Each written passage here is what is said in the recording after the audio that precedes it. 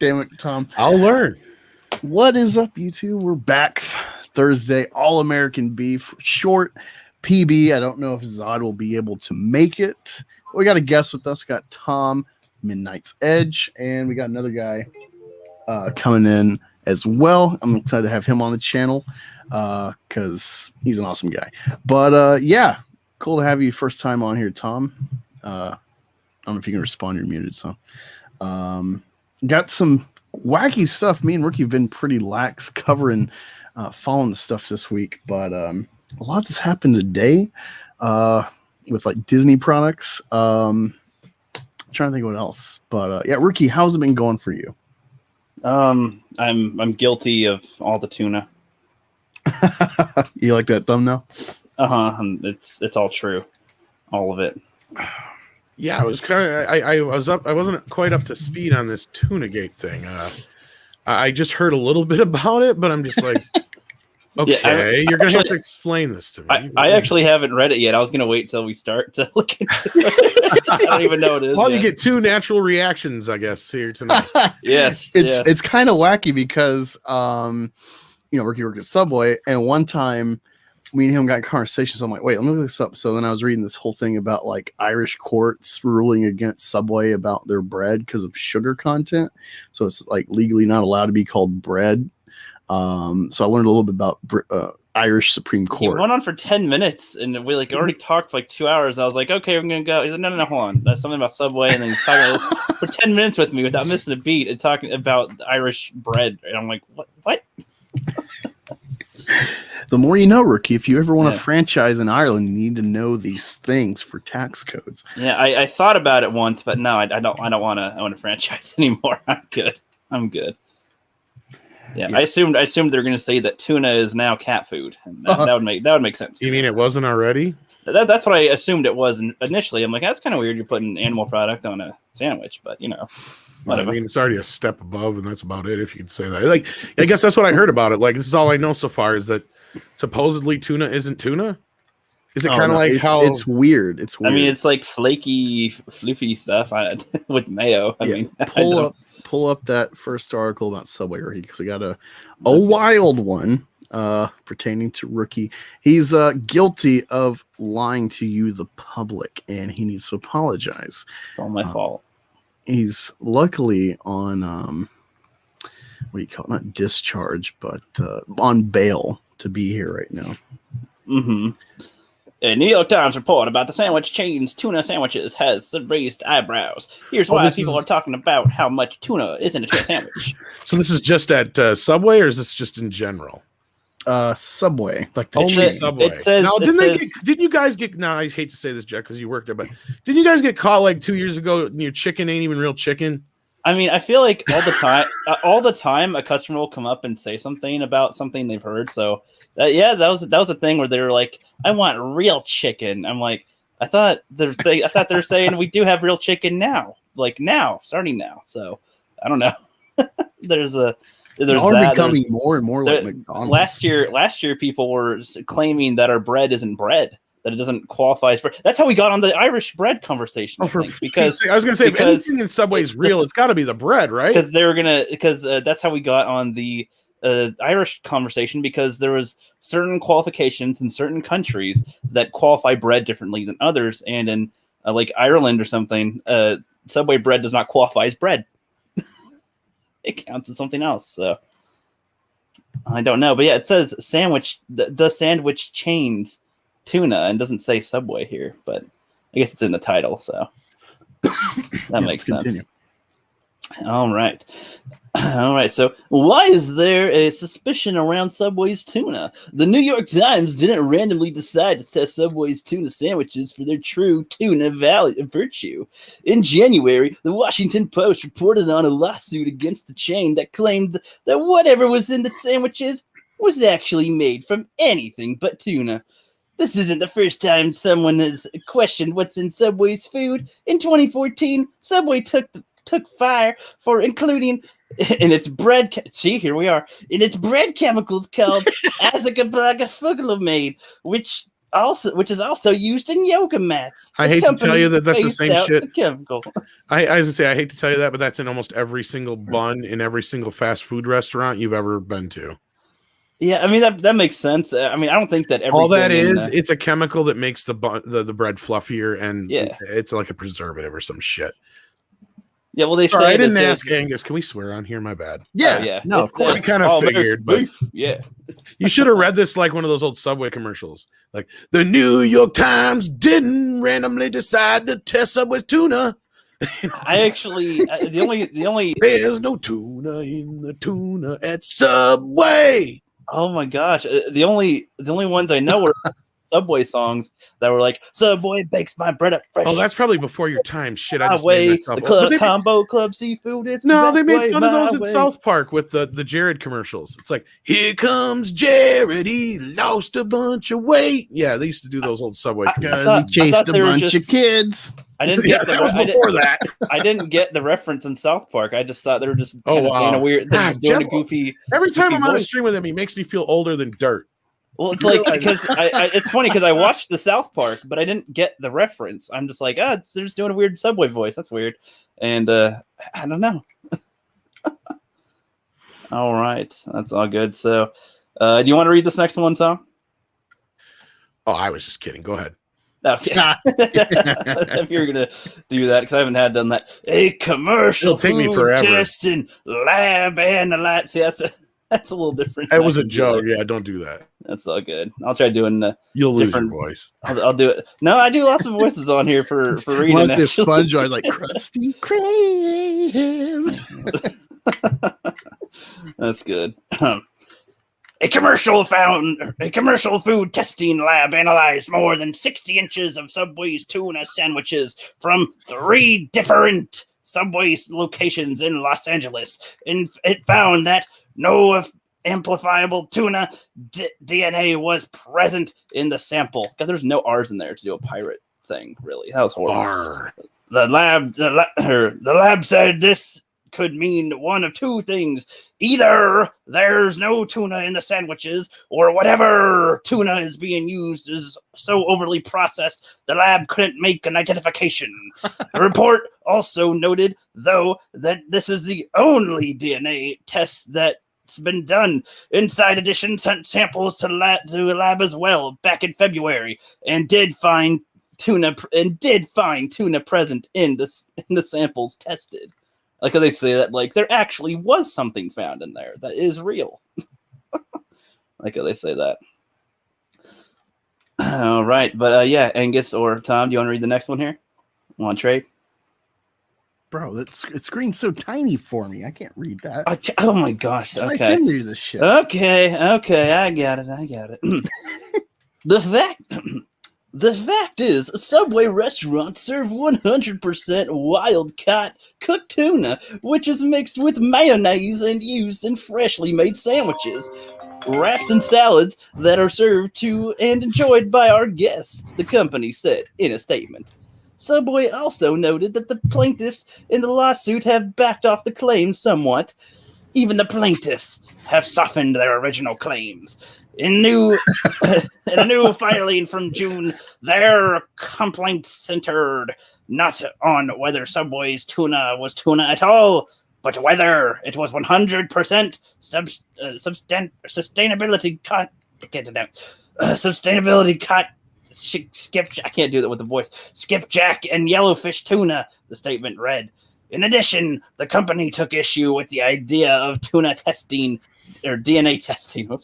DNA testing is simply not a reliable way to identify denatured proteins like Subway's tuna, which was cooked before it was tested, the statement said. Ooh. We got some social media reactions over here. Not surprisingly, folks are poking fun at the situation. Half my text messages right now are about the New York City's mayor's race. One person tweeted. The other half are all friends trying to figure out what the hell they're eating and what they ordered from Tuna at Subway. Hank Green. People thought there was tuna in Subway tuna sandwiches? What? The last one's good. Adrian Park and them who. Yeah, he read that one. Okay, already.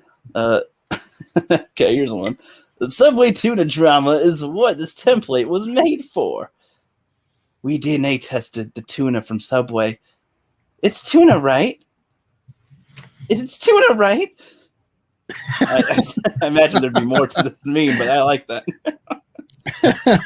I love that they've been making a meme out of that interaction. You know, prequel loving That's it. pretty good. It's like silence. It is, right? Yeah. Hey, thanks, Stephen. I appreciate it. Monkey Jeebus. That's something I will update you maybe next week about. Given the DNA from cooked meat, I assume. Yeah, you could find the DNA still from cooked. Like, I don't know. That just sounds weird to me when you say we're gonna run a DNA test on your food. Like, I've never heard of. Is that a thing that people do? Really? Well, like I mean that tells you how bad Subway is, and I love Subway, so I'm just like, damn it. Am I even eating tuna? Well, and when they say DNA test, I'm just thinking like, well, wait, what? Like, why are they phrasing it like Maury? You know, you are. Yeah, not it's like, are you the tuna daddy? Are you the? Yeah, it's like I'm not thinking like forensic files of the case of tuna. This could be a full episode of a skit or an episode of South Park. Honestly, it could be like a Law and Order crime. You know, right? We've got to solve the mystery of the tuna Subway. Criminal intent. Yeah, someone's like killed, and they have like a Subway sandwich, and it's like, you know, chalk line the shit, and then they're like, you know, Ice-T's like, we ran the shit for DNA test. Yeah, we went and checked up on Jid, but he's still in jail, so he ain't the culprit this time. No, it's like, I feel like they can make that a little mini series, because then they could go back to we got to look up the chicken files again. That, or you get what's his face from the old NYPD Blue show. I always forget his damn name. The redhead guy, sunglasses. There's an old NYPD show. Just kidding. Oh my God, he does this to me every damn time. Mm-hmm. All right. So a quick little Google. I had a joke, but it went out the window now. Thanks a lot. I'm sorry. A quick little Google for Monkey Jeebus. This is from a PubMed.gov site. It says it is essential to isolate high quality DNA from muscle tissue for PCR based applications, and traceability of animal origin. Cooking meat to high temperatures thus resulted in a reduced overall yield and probable fragmentation of DNA to sizes less than 800 ppb. Yeah, I don't know. So I guess, you know, cooking does, I guess, chemically alter and break down DNA, but it's because you're kind of like filling in the gap for eating if you're eating it raw. So, I mean, I guess that makes sense. But it sounds like you could still identify it, but it's like harder to find fragments. I don't know. I have to do more. I don't know. Something that's interesting to me. Like, I love learning about DNA and shit. Does anybody like eat the tuna without the mayo? Like, is that a thing? Wait. I don't just eat like it out with of the mayo. can, or are you talking about at Subway or? Well, I guess because they're like oh yeah, plenty of people do, but I prefer Miracle Whip myself. But that's just me. Oh, I like both actually. I do both. Everyone's got to pick a side. I'm like, hey, why can't we just all have fun? Well, that's the thing, is I'm not a huge fan of like Miracle Whip unless that's the only way, is in a tuna sandwich, and that's it. I'll tell you what's good. You know those like cheap like ranch mac like pasta salads? Instead of mayo, I use Miracle Whip, and it makes it explode with awesome flavor. There you go. Yeah, that's Angus's recipe. I've never tried Miracle Whip before yet. Ricky, just don't. Well, I don't know. This guy hates everything, and then he's like, "Oh, guacamole's okay." And I'm like, "What the fuck?" Well, like, it's hard because mayo. He doesn't like peanut butter. I've tried mayo, and I hate that. And then there's like whipped cream and Miracle Whip and all these other white, pasty-looking, saucy things that I don't know because I had mayo before, and I don't like mayo, so I don't know. Tuna's in danger. I don't know. I think maybe certain kinds of tuna. Al Bundy. No, man. Well, no, I know. Man. I can't remember the exact deal, but I remember for years they've said, like, you know, when you go to these restaurants or you go to these stores and you buy specific kinds of fish, 9 times out of 10 it's the same damn fish. They because a lot of these fish are either extinct or they can't even get them anymore, so they'll fudge them, and it's like, because there was this big conspiracy for years that people were getting overcharged for fish in restaurants, and they were all getting served the same fish. But it was all under different like names and stuff. Yeah. Yeah, and so I'm not really surprised with this. I wouldn't be surprised if it was just some low like level fucking fish or some shit. But like, I guess that's the question: is like, is anybody really surprised when I go to a fast food restaurant and I eat a hamburger from McDonald's? If you tell me it's 100% beef, I'll be surprised. Not so much as if you told me that half of that is soy and whatever else. You know, then I'd be like, yeah, I figured as much. It's fast food. You know, yeah, it tastes like how much it costs half the time. It's like, oh, exactly, Critic. Like that's the thing is like I'm not for somebody to walk into a fast food restaurant, even because I hate to break it to you, this whole thing, and I hope nobody you work with is listening, Jeff, because I don't want you to get you in trouble or anything. But Subway is not much better than any other fast food restaurant. They have this advertising thing they had going for them back in the day because that was their gimmick. And they got bought out by some doctor or something at some point. And that was his whole thing was he's like, oh, if we make this fast food look like it's healthy, then we'll be above the game in the competition. And then his next step was every place there was a McDonald's, he wanted to put a Subway. And every town that doesn't have a McDonald's, he wanted to put a Subway. So that sounds like a good. And that's exactly how Subway got to be where it's at. That's interesting. But yeah, that explains their other song that they had. The I don't want no burger. I don't want something with a grease machine. I want a fresh list of sandwiches like the submarines they serve at Subway. I don't want no greasy chicken. But you got to read that fine print. The only way you get it as healthy as they're saying is where you have absolutely nothing on it. Yeah, like a plain turkey or something. Exactly, and then that's when they introduce the wraps. They're better off taking the wrap because they even say the bread takes up this amount of carbohydrates and all that kind of stuff. Yeah, well, it's like a lot of customers will ask us to like take out some of the bread. I call that the skinny up now because it's like, we're right by a gym. People want less carbs or something. It's like, okay, that makes sense. But it's also funny because then they're like, oh, we're trying to be healthy. And then I go, oh, we got some fresh, baked, delicious cookies. And they'll buy like 12. And I'm like, well, you might as well just eat the sandwich. Like, whatever. I mean, I wouldn't be surprised if they told me, if you went and looked right now and told me that McDonald's fries has cardboard in them. I wouldn't be surprised. I'd be like, yeah, that's probably how it's actually. I watched how it's made of McDonald's fries. They make real fry. Like they have a process for why they taste and cook the way they do. They got it all patented down to a science, but it is legitimately because potatoes are so cheap. Like you don't gotta fudge potatoes, So that's the one thing that like. Why do they suck now? Probably because like they have to keep changing. I guess they're trying to be vegan friendly with their oils. That might be one thing. I try not to eat. Now you mention that, yeah, me neither, but I do. Yeah, it's not. It's like in The Founder. It's quality control. There's too many, too much. Now it's all you can't control it. I love this rookie. I have seen The Founder now. I saw most of it. Stuff. I didn't finish it, but I saw most of it. Yeah, I still need to watch like the last third. And then the last third's good. But yeah, the first. Oh, you ain't seen the end yet when he figures out it's all dead people? I haven't watched that movie because I know like all the spoilers for it, but yeah. Stoney gets it.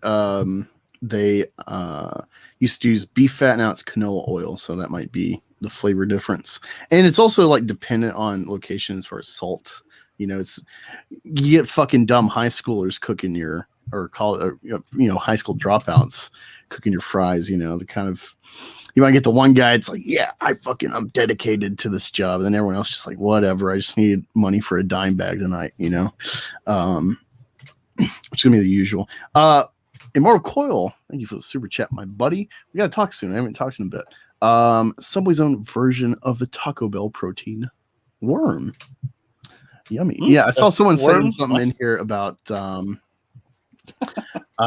Burger King got busted like 10 years ago for worm or something. It's like, hey, it tastes good. I don't really care, Well, I think there was a rumor, but they did. I do know for true. Like, even though I do love their burgers, Burger King did get caught using grade F but edible meat or whatever, grade D but edible meat or whatever. Wow. Well, that's sick. Makes sense because they always have the Bacon King deal for like $6. I think that came from the whole pink sludge thing. If you guys remember that whole ordeal.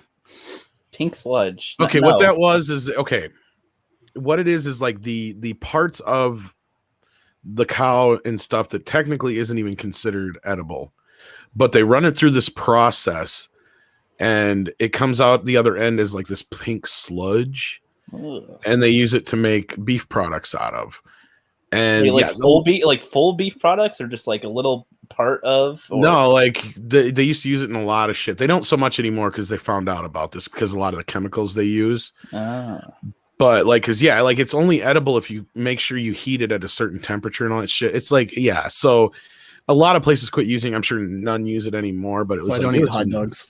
Yeah, it was. I'm sure the one product. That's what it looked like. The inside of most hot dogs. There you go. Yeah. Okay, no, I might have heard of that. I just didn't know that's what it was actually called. That's interesting. But I think they would even use chemicals like iodine and shit like that in it and stuff to. It was just nasty. But it's like all the ligaments and all that other kind of crap, and they grind it up into this goo. Well, you know what they're doing is they are practicing. They're trying to revere the indigenous that came before and use every part of the animal. So we shouldn't, hit at McDonald's so hard for that. No, it's just because they're cheapskates, man. See, I feel like there's probably some restaurants that are like cheaper, not as corporate, that are like, yeah, we use this. You hungry? Whatever. It's food. No, America used to be built on actual shit. Like it used to be. No, and then somebody come in and said, "How can we do this but cheaper?"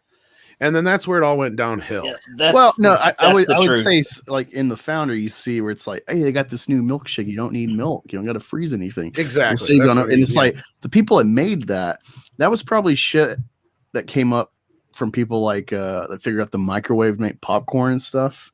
Probably people like working on like preservatives and NASA type of shit. Like, hey, how can we send people to the moon if we can't preserve this food?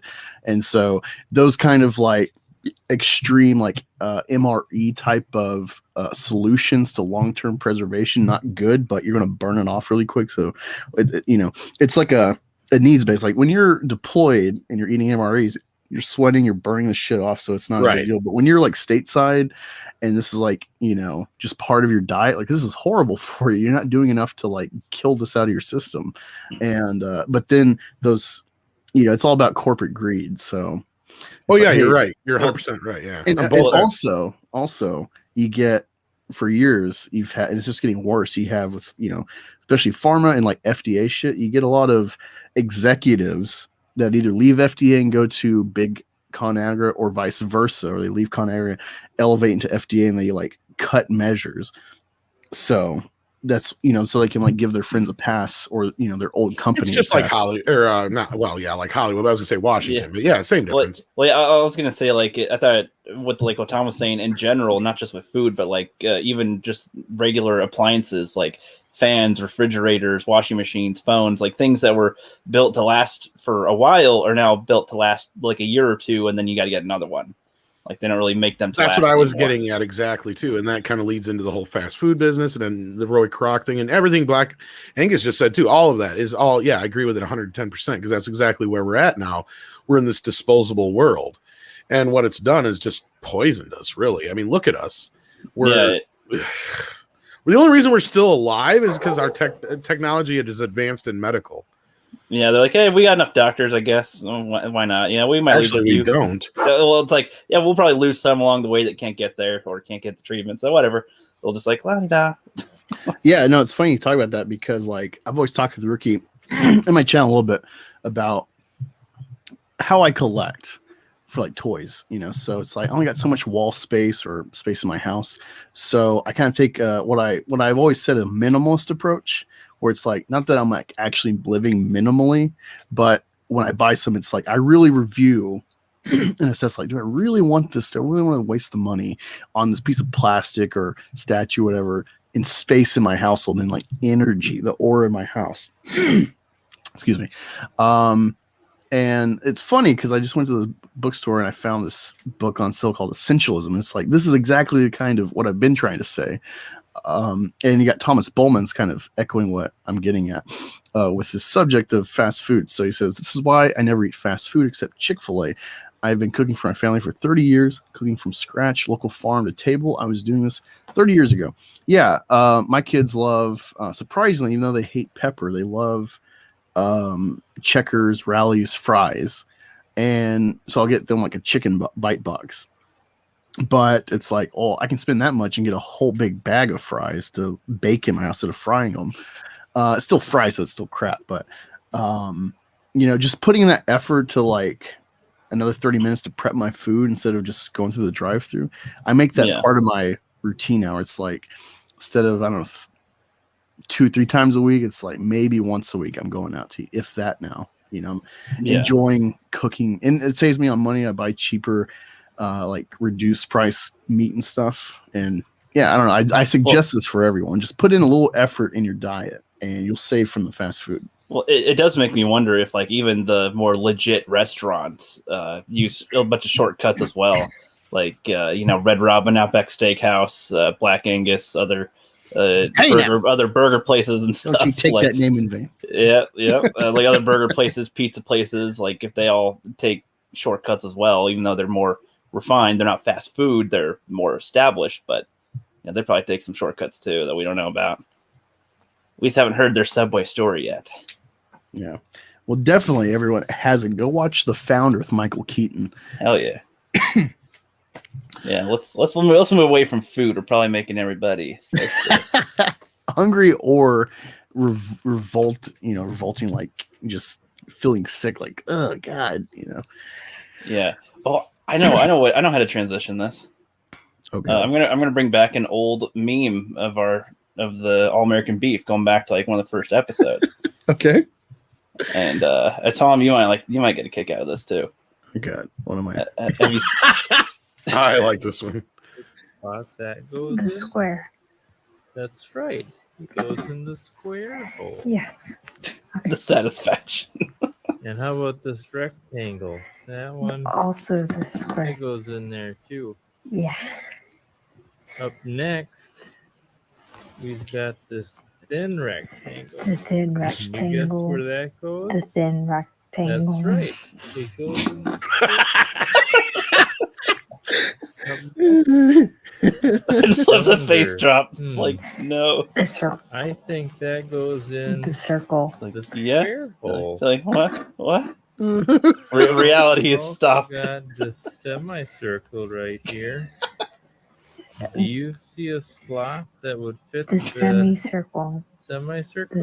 The semicircle. That's right. It's the square hole. Okay. Up next, Your the face is triangle. destroyed now. You like- know what hole that goes The into, triangle. It's gotta right? be the triangle. Triangle. That's right. No. Square hole. And up next. I gotta wonder if she's acting herself. She probably The is, art. but there are people that want it to I be know. neat. That Ouch. it goes in the No. square hole. This So Yeah. I looked up this channel, and apparently I didn't look at all her content, but apparently she's acting. Yeah, no, I figured That's she what I is. was assuming Yeah. at that point. Yeah. That's really good, but like yeah, I yeah, thought, she's good. I at thought it, maybe yeah. she's like autistic or something. like, It's no, like, like, you're there just are breaking her people- brain. I showed my mom the thing, and I prepped her before it. But if I didn't, she probably would have been like, "No, that's not right. What? How could you do that?" Oh, geez. I can see people being confused. Thomas has got it right. This is how I see liberal progressives reacting to the world. Steven says, "Is she injured?"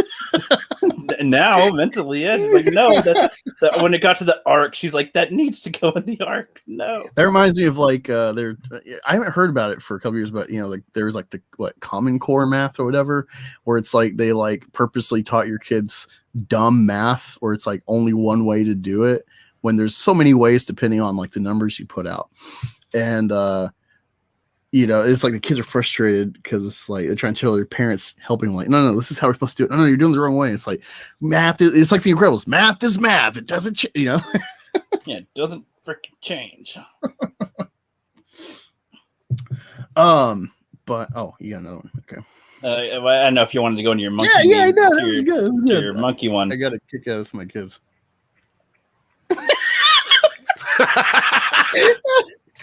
That's his lip. What the hell?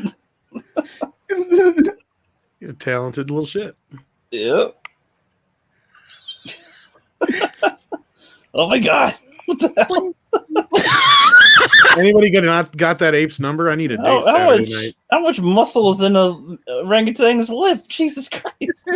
Well, this reminds me of lazy people where it's like, I can't think of an example, but like they'll do more contrived ways to do something than if they just simply did a task normally. Oh, I love those videos. Yeah. Yep. Apa yang akan terjadi kita lihat ya. Yang ini apa yang akan terjadi?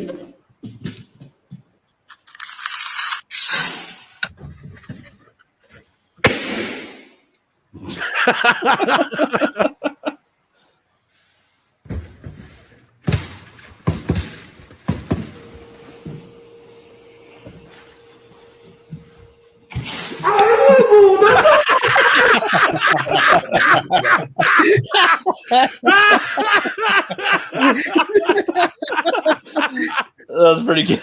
Oh, I haven't seen that one. That was good. Oh yeah, I was really happy finding that one. Oh god. I think I had to have known that would hurt. He's like, hey, no, the balloon test says it won't hurt me. It was great that he did Spider-Man. At least he wasn't embarrassed enough to have his face out there like some of these people. Let me see. Al Bundy says that's why the computer game industry uses or used test groups. Most games are linear, but in reality, people found ways around it or bugs that skip parts. Oh, I thought there'd be some context. Oh, sorry. I am too. Yeah, I'm sorry. It's like, you kind of nailed it. You didn't know that. Yeah. I have You want me to nothing show more to something add else, to that. Am I showing something else, Ricky? If you wanted to do more memes, I don't know if we're going to another topic or still some memes. Or... Oh, well, I mean, there's so much that just happened today. Like, I just saw in Banning Comics. Here, let's go to another topic then, and we'll go back to the memes. Okay. No, that's good. I like to spritz them throughout. Which you want to tackle next? What did I send you the Black Widow thing? Let me see. You got the. I haven't read it, but I saw the headlines. Yeah, the box office is looking to be trash. I'm sure Tom is up to speed on that. The Black Widow thing, is that in the group chat or in the? No, let me find it. I don't think you sent that to me. Or wait, the Netflix new. Nope, that's not it. That's the one I sent you with the Weird Animal Show. Weird Animal Show. Did you see that trailer, Tom, with the weird animal dating? Oh yeah, that looks awesome. Looks like a fun kind of rework. Terrifying. I haven't even found time to watch the new Shang-Chi trailer yet. Oh god. Oh wait, so you haven't seen it? You haven't seen the Weird Animal trailer yet? Oh, is that what you're talking about? I just sent it to you, Ricky. Well, yeah. Well, I don't know. That was just a message that I sent Angus, and I was still in there of the weird animal dating. It's like it just seems like it seems that like furry dating show. Oh See, no! That whole weird dating show thing sounds like it would be more of a like I don't know, like an episode on a makeup show or like Face Off. Like that'd be an episode, not a whole show about it. Let's see here now. Let's see into Black Widow. All right. Tom, why did you change your avatar? I just realized that. Somebody sent me this, and I thought it was really cool looking, so I was like, "Ah, cute."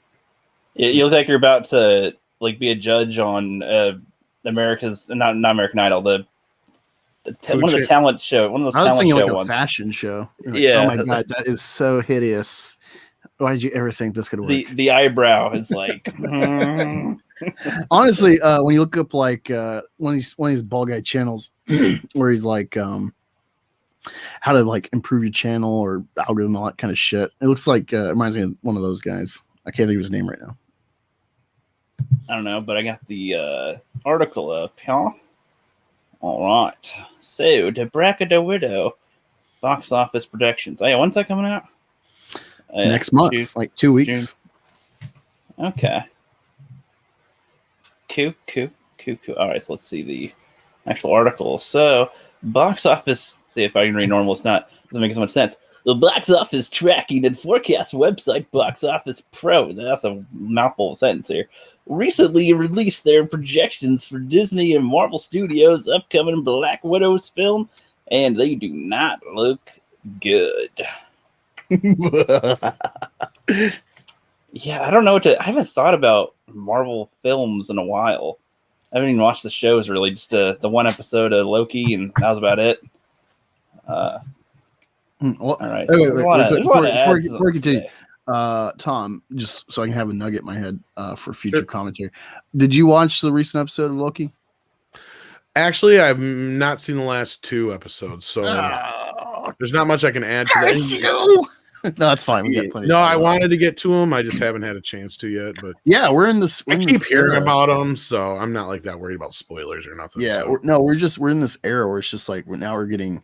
It kind of goes to the essentialism video where it's like book I'm reading where it's talking about like choice fatigue, decision fatigue, where it's like we just got so much to enjoy and invest in that it's like kind of overwhelming. It's like fuck, I didn't miss this. Oh no, I missed this obscure show that everyone's following. You know. But yeah, Ricky, you can continue. All right, yeah, I found it over here. All right, so these numbers are abysmal for a Marvel Cinematic Universe film, despite Box Office Pro trying to spin on them, claiming the movie is still the kind of event tentpole with 4 quadrant appeal that's likely to attract more people back to the theaters and set new pandemic era benchmarks at the domestic and international box office.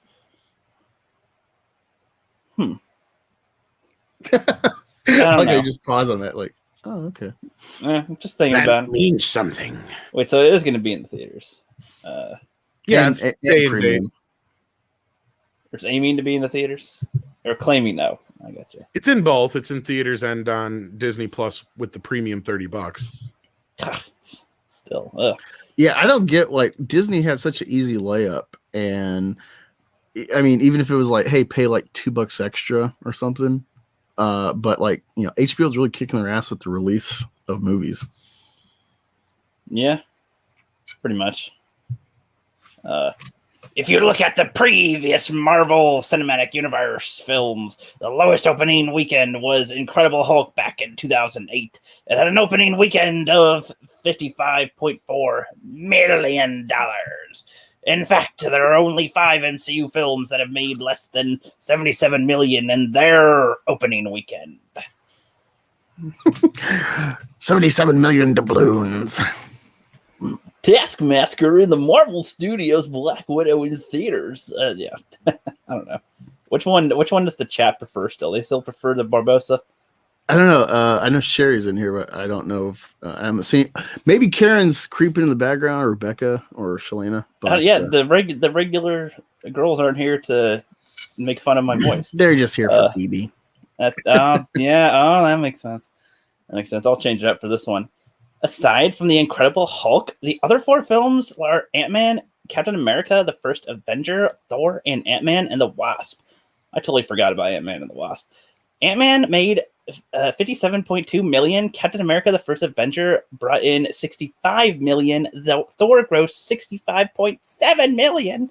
And Ant-Man and the Wasp raked $75.8 million. If you want to give Black Widow... I'll do a different voice here.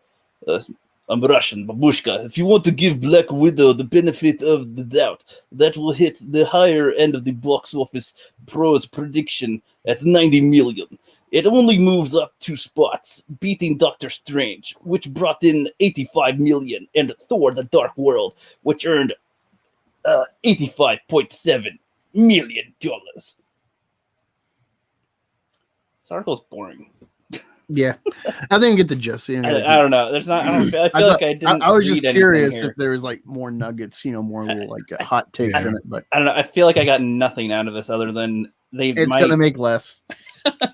I don't know. There's. I mean, what do you? Go ahead.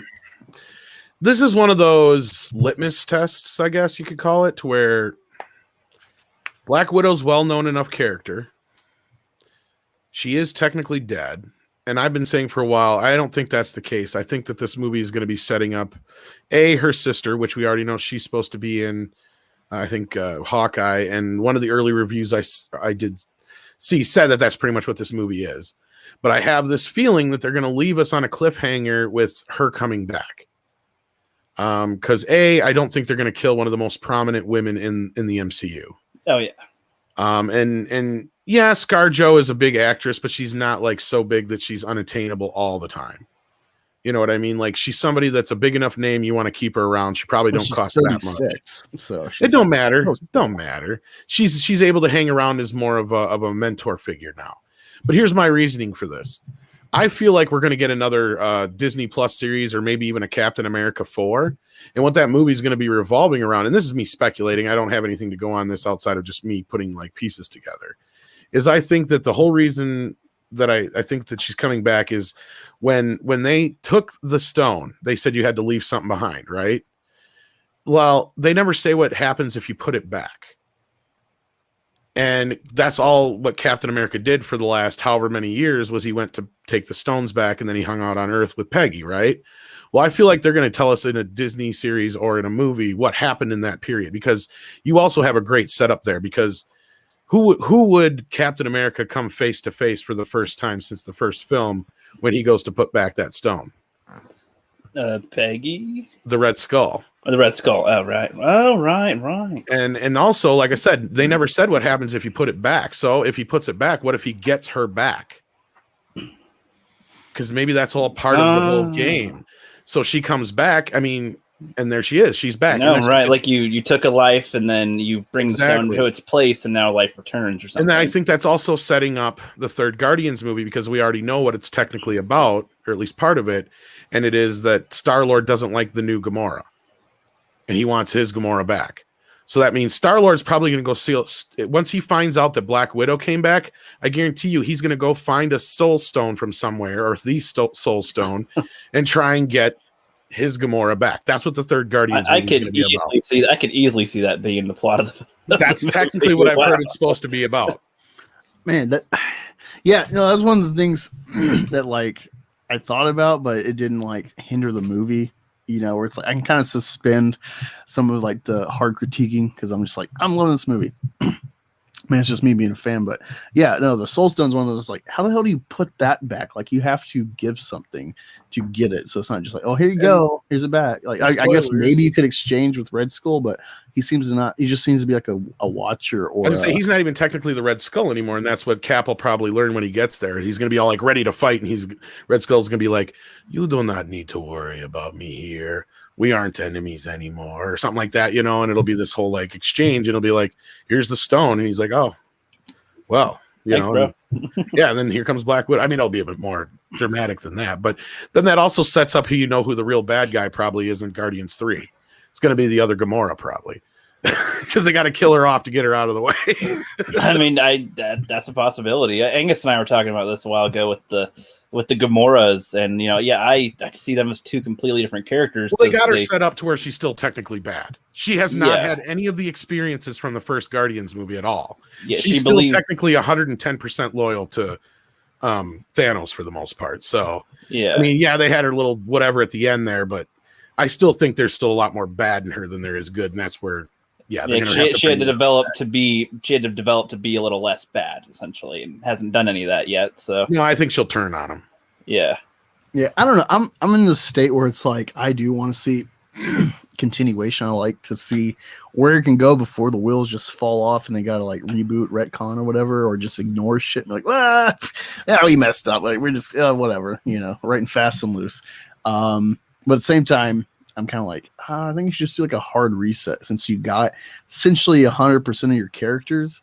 But they know if like they start fresh with this, I think kind of obvious acceleration of agenda with, was it Victoria Alonso? She's like one of those producers in the background. That's like the X people and shit. She's been around for, I think, since at least Iron Man, if not further, but Iron Man 3, but she's becoming more prominent of voice with this kind of SJW shit. I don't know. I hate to see like legacy tarnished for what's been built with the Infinity Saga, but at the same time, WandaVision I think could have been good if it was just like a 2.5 hour movie and not so like 5 episodes of dragging with the TV crap. And that's pretty much how the entire Agents of S.H.I.E.L.D. show was. There's a lot of good stuff in there, but it was surrounded by so much garbage nobody wants to see that everybody hated the show and left it. And it's like, well, yeah, but if somebody could just make an edit of it where it's shorter, Yeah, and like Falcon and Winter Soldier was like mediocre, and then they got me with the controversy, like the terrorist murder, and then they're like painting new Cap. They're trying to have John Walker be a badman, but he's like doing good, and it's like, oh, his weird. evil was lying about the situation that Battlestar I think it's his name, got killed. But like he did, in my opinion, especially being a soldier, like he did right. He killed a terrorist.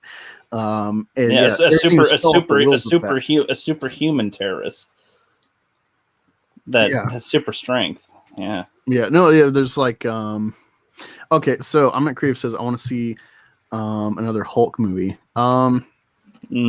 Maybe. I'm one of those few people. I'm a fan of 03 Hulk. I like what Ang Lee was doing with that. Sure, some of it was goofy and over the top, but I agree until the end. Yeah, infancy of comic movies, and he had if that movie came out today and was like a little bit like tightened up and not so over the top with the acting, like Nick Nolte and the wacky CGI of the dogs, that would be like Joker today. Because when audiences receive that movie and the critics, they're like, this is supposed to be bright, colorful comics, and this is like drab and depressing and psychological. That's the Dark Knight. That's Joker. Things that people are like, yes, Logan, want more of this serious shit.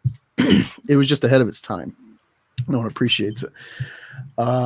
Yeah, see, I don't know. If with they the could whole do something like that, like progress that kind of character building instead of Ruffalo's whole, I'd be down. Yeah, you see, I just don't want. I don't want to see the Professor Ruffalo Buffalo Hulk or whatever that he is, like that we saw in Endgame and Infinity War, like in Endgame. I don't want to see that Hulk. I want to see, because that's not even the Hulk. It's Bruce Banner in Hulk's body with the Hulk essentially dead.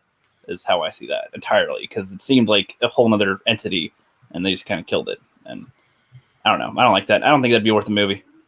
It depends on what you do with a different Hulk. I don't know. I don't care about this Hulk anymore.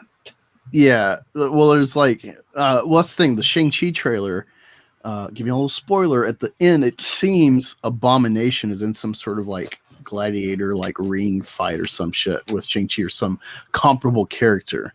So it seems like they're bringing him back in. Which I don't even remember the ending of what happened to Abomination. In Agents of S.H.I.E.L.D., there's a line where Coulson, spoilers for anybody who hasn't seen Agents of S.H.I.E.L.D., mentions to one of the S.H.I.E.L.D. agents, if you keep that up, I'm going to send you in the cell next to Frozen Blonsky or something. And a brief throwaway that he's frozen. Sorry. Oh, a new Halloween trailer just dropped. Oh, dude, wait, for like the sequel, Tom? Yeah, Halloween Kills. Oh, Ricky, pull that up if you can. Mm-hmm. That sounds awesome. I can. If not, I got it right here. Oh, yeah, Okay, you can show it to me. Yeah, You don't care about copyright stuff? Let me think about that. Well, that's the problem is the trailers. Yeah, I got copyright for the He-Man thing. I think it got released later, but yeah, I'll give you a claim. I don't think they'll strike you. No, probably not straight, but yeah, I don't want to do claim, claim. Yeah, I don't all want right. to Well, then, yeah, I wouldn't put it up then. It looks all right. I wasn't a huge fan of the last one, though. So, I'm not a huge Halloween fan. I actually like Rob Zombie's take. I like how he kind of skirted around some of the stuff and like had his own style to it.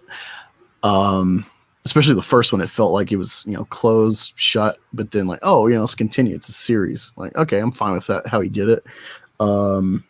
I like new takes. It's like people complain about his version, but it's like he's got to do something different. Like otherwise, he's just copying the shit that's already happened.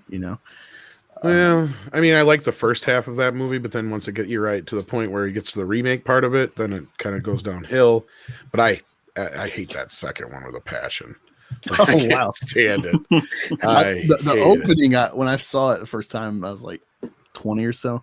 So I was just like, holy shit, that was a dream. Like, how fucking bloody is this movie gonna get?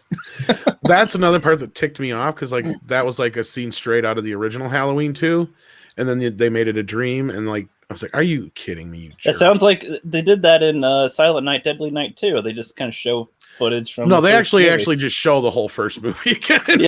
Yes, They only shot like a half hour of new footage, and then the rest of the movie is just the same movie. Yeah. Justin made me watch that with him for his 25 garbage nights at day. Christmas, and no, I loved it even more. He and I freaked at the end. His last line is like "moo," or it's probably no, but it sounds like he says "moo" before he gets shot, and it's like I don't know. It's so hilarious to me.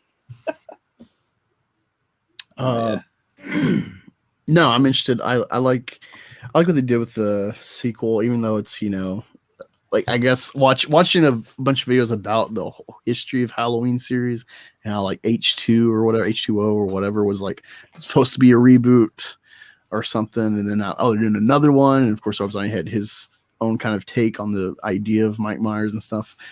I don't know, like he's a cool. I get annoyed with like franchise, especially like slasher shit like that, where it's just like, oh, come on, like, Yeah, it's hard for me to understand what I'm supposed to get out of it sometimes because it's just, it's like the sixth one of something and they're like invincible, but they get killed, but they come back, or I don't know. It's weird it's hard to understand which ones are supposed to actually mean something, I guess. Yeah, like I'm a big fan of Saw, but like Saw has consequence, like Jigsaw ends up getting killed, but they write the story around that, like I think they like it's gore porn, sure, but I think there's like a real character element of Jigsaw, and that intrigues me, and it has. Go on. I feel like that's an example of like they didn't plan out their series, but they're like, oh, what could we do maybe for the next one? Let's just say this happened here, and put that in there in the past, and it works enough for a few movies, I guess. But yeah, Marks 47 asks, how much do you guys think the Hulk rights are worth to pay off Universal once and for all? I guess for Disney, I don't know how that works because the She-Hulk show, like that's. Yeah, She-Hulk's under a different copyright. That's why. After Endgame, they still don't own him yet. 100%. It's all because of and they can. Well, they do, but they don't. It's like they can do whatever the hell they want with him as long as Hulk's not in the title. As soon as Hulk's in the title, then they have to worry about Universal, and I don't know how many more years that is. So it's a real funky deal. And that's why basically we got Thor Ragnarok was quasi Planet Hulk. They should do one that's like called Bruce Banner then, if that doesn't violate Banner. the rules. I don't know if it will. It could, because possibly he's one of the titular character. Well, he's a character that's in the main thing. Yeah, I don't know how that like would the work. Incredible Bruce or something, and have that. No, I get you. You could call it just like Banner or something like that. But no, you're right. But then again, it's like nah. No, it'd be like Marvel Studios presents Smart Man Gets Angry. They literally have him just trying to get mad. They're like, I'm supposed to turn into the Hulk, and it's about him thinking that he turns into this green rage monster. And he's just having a spastic attack, and it's. I gotta imagine it's got to even fall with like Red Hulk or something like that, because you would think if that was the case, why wouldn't they just go and make like Red Hulk instead or something? They probably just call it Ross or something. Try to Thunderbolt Ross. That's a decent enough title for it. Well, I mean, they got Well, I don't know. Yeah, no, they've had Thunderbolt in the MCU, so I'm sure they could work around that way. Well, you don't even have to have it be a different character. You just have it like to where in one of the MCU movies, Bruce does something and he turns himself red. That's true. No, I don't know. I think they go to that extent, but no, they don't really have to.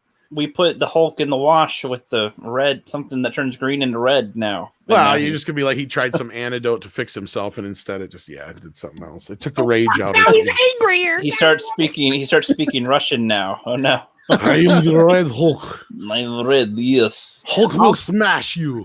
All cops are bastards. Don't make me hungry. Don't make me hungry. No. That'd be funny.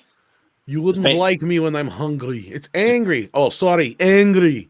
And then he's got to have like overalls with yellow straps, so it looks like McDonald's or something. Oh Jesus. No, it's kind of crazy, because I'm a novice with comics, so it's like, I've gone back and read like World War Hulk when he comes back from Planet Hulk and stuff, and it's like, oh, so that's where the Hulkbuster came in. They kind of like put that in front before Ragnarok with the movie version. It's like, I don't know, and then I get like the Professor Hulk, so now you can't really go that route of, oh, now Hulk's gonna like fuck the Illuminati up. Because it was just kind of coincidence that he went to a black hole with the Avengers plane thing. Yep. Well, I gotta go to the bathroom real quick. So yeah. Damn it, rookie. We really didn't even know that. I'm sure all the people watching didn't care to know that either. But Yeah, all my female coworkers, and he's definitely a rookie. They always announce they have to go to the bathroom. I'm like, okay, that's women for you. They always do that, but no, like rookie. That's how we know you're a rookie. It was an inside joke with that one. You need to get a pee bucket. Yes, you're not a professional streamer until you get a pee bucket. That's true. Wait, have you done this, Tom? Have you been so devoted to stream? I can't leave. I got to piss at my seat. I am not gonna lie that there has never, ever been a time where I have not had to pee in another thing. But in my excuse, it was during like a really long interview, and I didn't want to break away, and I couldn't technically break away, so it was like shit. And I didn't expect it to go that long, kind of thing. But that's like the only time I've ever had to break down. And because otherwise, luckily now where I'm at, like it's not such a big deal. I can usually quickly run to the bathroom, and it's not like a big deal to say BRB or whatever. But like, yeah, no, that's one thing. Like I've learned you go before and hope you don't have to go through the entirety of the show and save most of your drinking for later in the show. So yeah, that's one good thing about StreamYards. Maybe you could do it with Hangouts as well, but yeah, StreamYards, like you can just hop on your phone and Overwatch if you need to. You could if you had to, yeah. I mean, otherwise I'll just put on the stream or put it over my speakers, because now that Windows, every time they change something, for some reason I can't get it to go over my speakers anymore while my mic's plugged in. But I used to be able to do that, so as long as my mic was muted, then it wouldn't echo or nothing, you know. No, there's no shit bucket. You got to go to that's too far. I'm technically in an area where I can just get a bedpan for my that office and do that. But no, yeah, that's kind of where I'm at now. I didn't want to get too like into detail, but like, yeah, I could just like it's just on the other right outside my office here. So yeah, but no, my restroom's right down the hall, so not an issue. But yeah, well, Rookie's gone, waiting for him. Yeah. So what was the other topics you had? The Snow White thing? Yeah, it's one of those like I'm aware of, but I haven't dug into. But it's like, of course, another race swap. Like, here's my thing before like we're getting the details, sharing it, or whatever. But like, I'm mixed. I'm black, white, and Indian. So I thought you just had mixed emotions. Oh, okay. No, I definitely hate this stuff. Like, I'm of the slant that it's like, let's call this what it is, and maybe everyone's still too afraid to, but like, I'll be your black buddy. I'll say it for you. This is white erasure. This is through media, because media is so important. A route to kind of enculturate people. This is vindictive reparations. This is critical race theory and stuff via media to erase the side of white people with recasting their iconic roles, where you're like, oh, of course it's gonna be a white person. It's like, oh, look, what Colombian or some brown variety. And yeah, I'm tired of it. It's like I got an argument with a Raylo friend of mine on Twitter. I already like her, but we clearly disagree about this. And I get the ideological angle of like, well, like representation and it matters in this. And it's like, no, because you're just getting handouts. It's like you need to take established white care instead of like making your own. And that only validates racism in my view. It only legitimizes it, where it's like, well, we need to take white people's characters, pretty much like build something from the ground up yourself and be more proud of what you're able to make or something with it. I like my points will blend with like how like people jump, like, no, you can't say that because that's like white nationalists. And it's like, well, like, no, it's like, it's okay for white people to have their characters, especially when we're in a white majority country. Sure, there's been colonization for that majority to be in this country, but it's like, it's been that way for 300 years now. It's okay. White people can have their spaces and have their IPs and stuff. You don't got to give it to other people. Like my whole thing is like, black people, unfortunately, critically, we don't have films like Star Wars and Lord of the Rings and stuff. We have Roots and Training Day and Precious and Get Out and Moonlight. All these things that are like, woe is me, black victimhood. And it's like you're talking about historical events or cases, whatever. It's like, yeah, it's legitimate talking about, but it's like when that's all you're fed is this victim narrative, like you're going to be angry, you're going to have like this vindictive feeling about you. And Yeah, the only black film I can think of that's like critically successful that is like a positive view of overcoming hardship, not just talking about the hardship, has been My Name is Dolomite.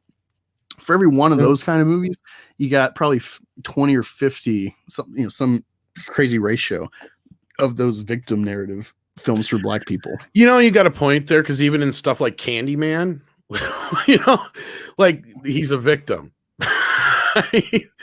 That is so true in a way. But there's a few out there, I would say. But no, I think you're right to a point. I mean, it is kind of it goes both ways with both, I would say, black characters and Latino characters, in the sense that they're very undermined and they're very underused and utilized, and there is more out there than I think is being represented, I guess is the best way to put it. And what was that? There's ones made like in their countries too, like in other countries that feature them essentially, but nobody in America really looks to see that's any my of them point. ever. Right. It's okay to have white spaces. It's like there's this narrative of like, let's invade, let's take over, because like we're getting even. We're going to be represented. We're going to overrepresent now. Like if you're a foreigner and you see our media are advertising, you go to the theater, and I pointed this out to my wife. It's like, oh wow, like look how many of these where it's like starts with a POC or a woman, or like even the Super Bowl. I watched it through my mom's DirecTV online, and all the commercials is like, holy shit, like I'm watching football, and there's a sports commercial where it's like the only football character, star was retired white Peyton Manning. Everyone else is like is almost all women sports figures or people you don't even know of, or sports you don't care about in America that aren't popular. And it's like, oh, here's that one retired white guy that everyone likes. It's like, I see what you're doing. Like when it's an onslaught, and it's like people just need to like say enough is enough. Like quit being afraid of being called a bigot or a racist for calling it out, because any hint they'll call you that anyway. Yeah, you're already going to get that. So quit being scared. That's like my whole thing is everyone's afraid to be called racist. And it's like you already are. If you're black and you talk conservative, you're a coon. You're already you're whitewashed in some way. You're lesser than, or you need to be helped, or you just can't help yourself. So don't be afraid. That's my whole thing. That's why I hate the Snow White crap.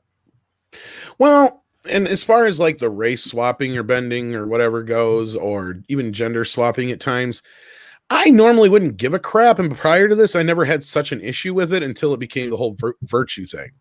Like that's where it became an issue. Because I'm even one who's pointed out, we've already had a half Asian Superman and nobody gave a shit.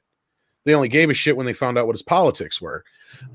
After that, I mean, I would sit there and argue all day. It doesn't really matter what Superman looks like. He's a fucking alien. As long as he looks human, and we know he's been adopted, that's part of the storyline. He doesn't have to be the same race as his parents. As long as he's instilled with the same family values and raised in a, Midwestern town, that's all that matters. That's really all that counts. And he carries the same kind of ideals, and he's what Superman stands for. I'm fine with that. I even brought up the same point with Batman. As long as he has the Batmobile and Alfred and the tools, that's all that matters. It's when they start adding the fucking stereotypes in that I get pissy. It's like, okay, people loved Into the Spider-Verse, don't get me wrong.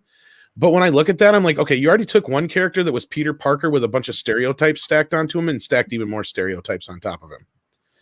And I don't see why people don't see that. I mean, okay, so he's Peter Parker, but he tags things and he's into rap and skateboarding.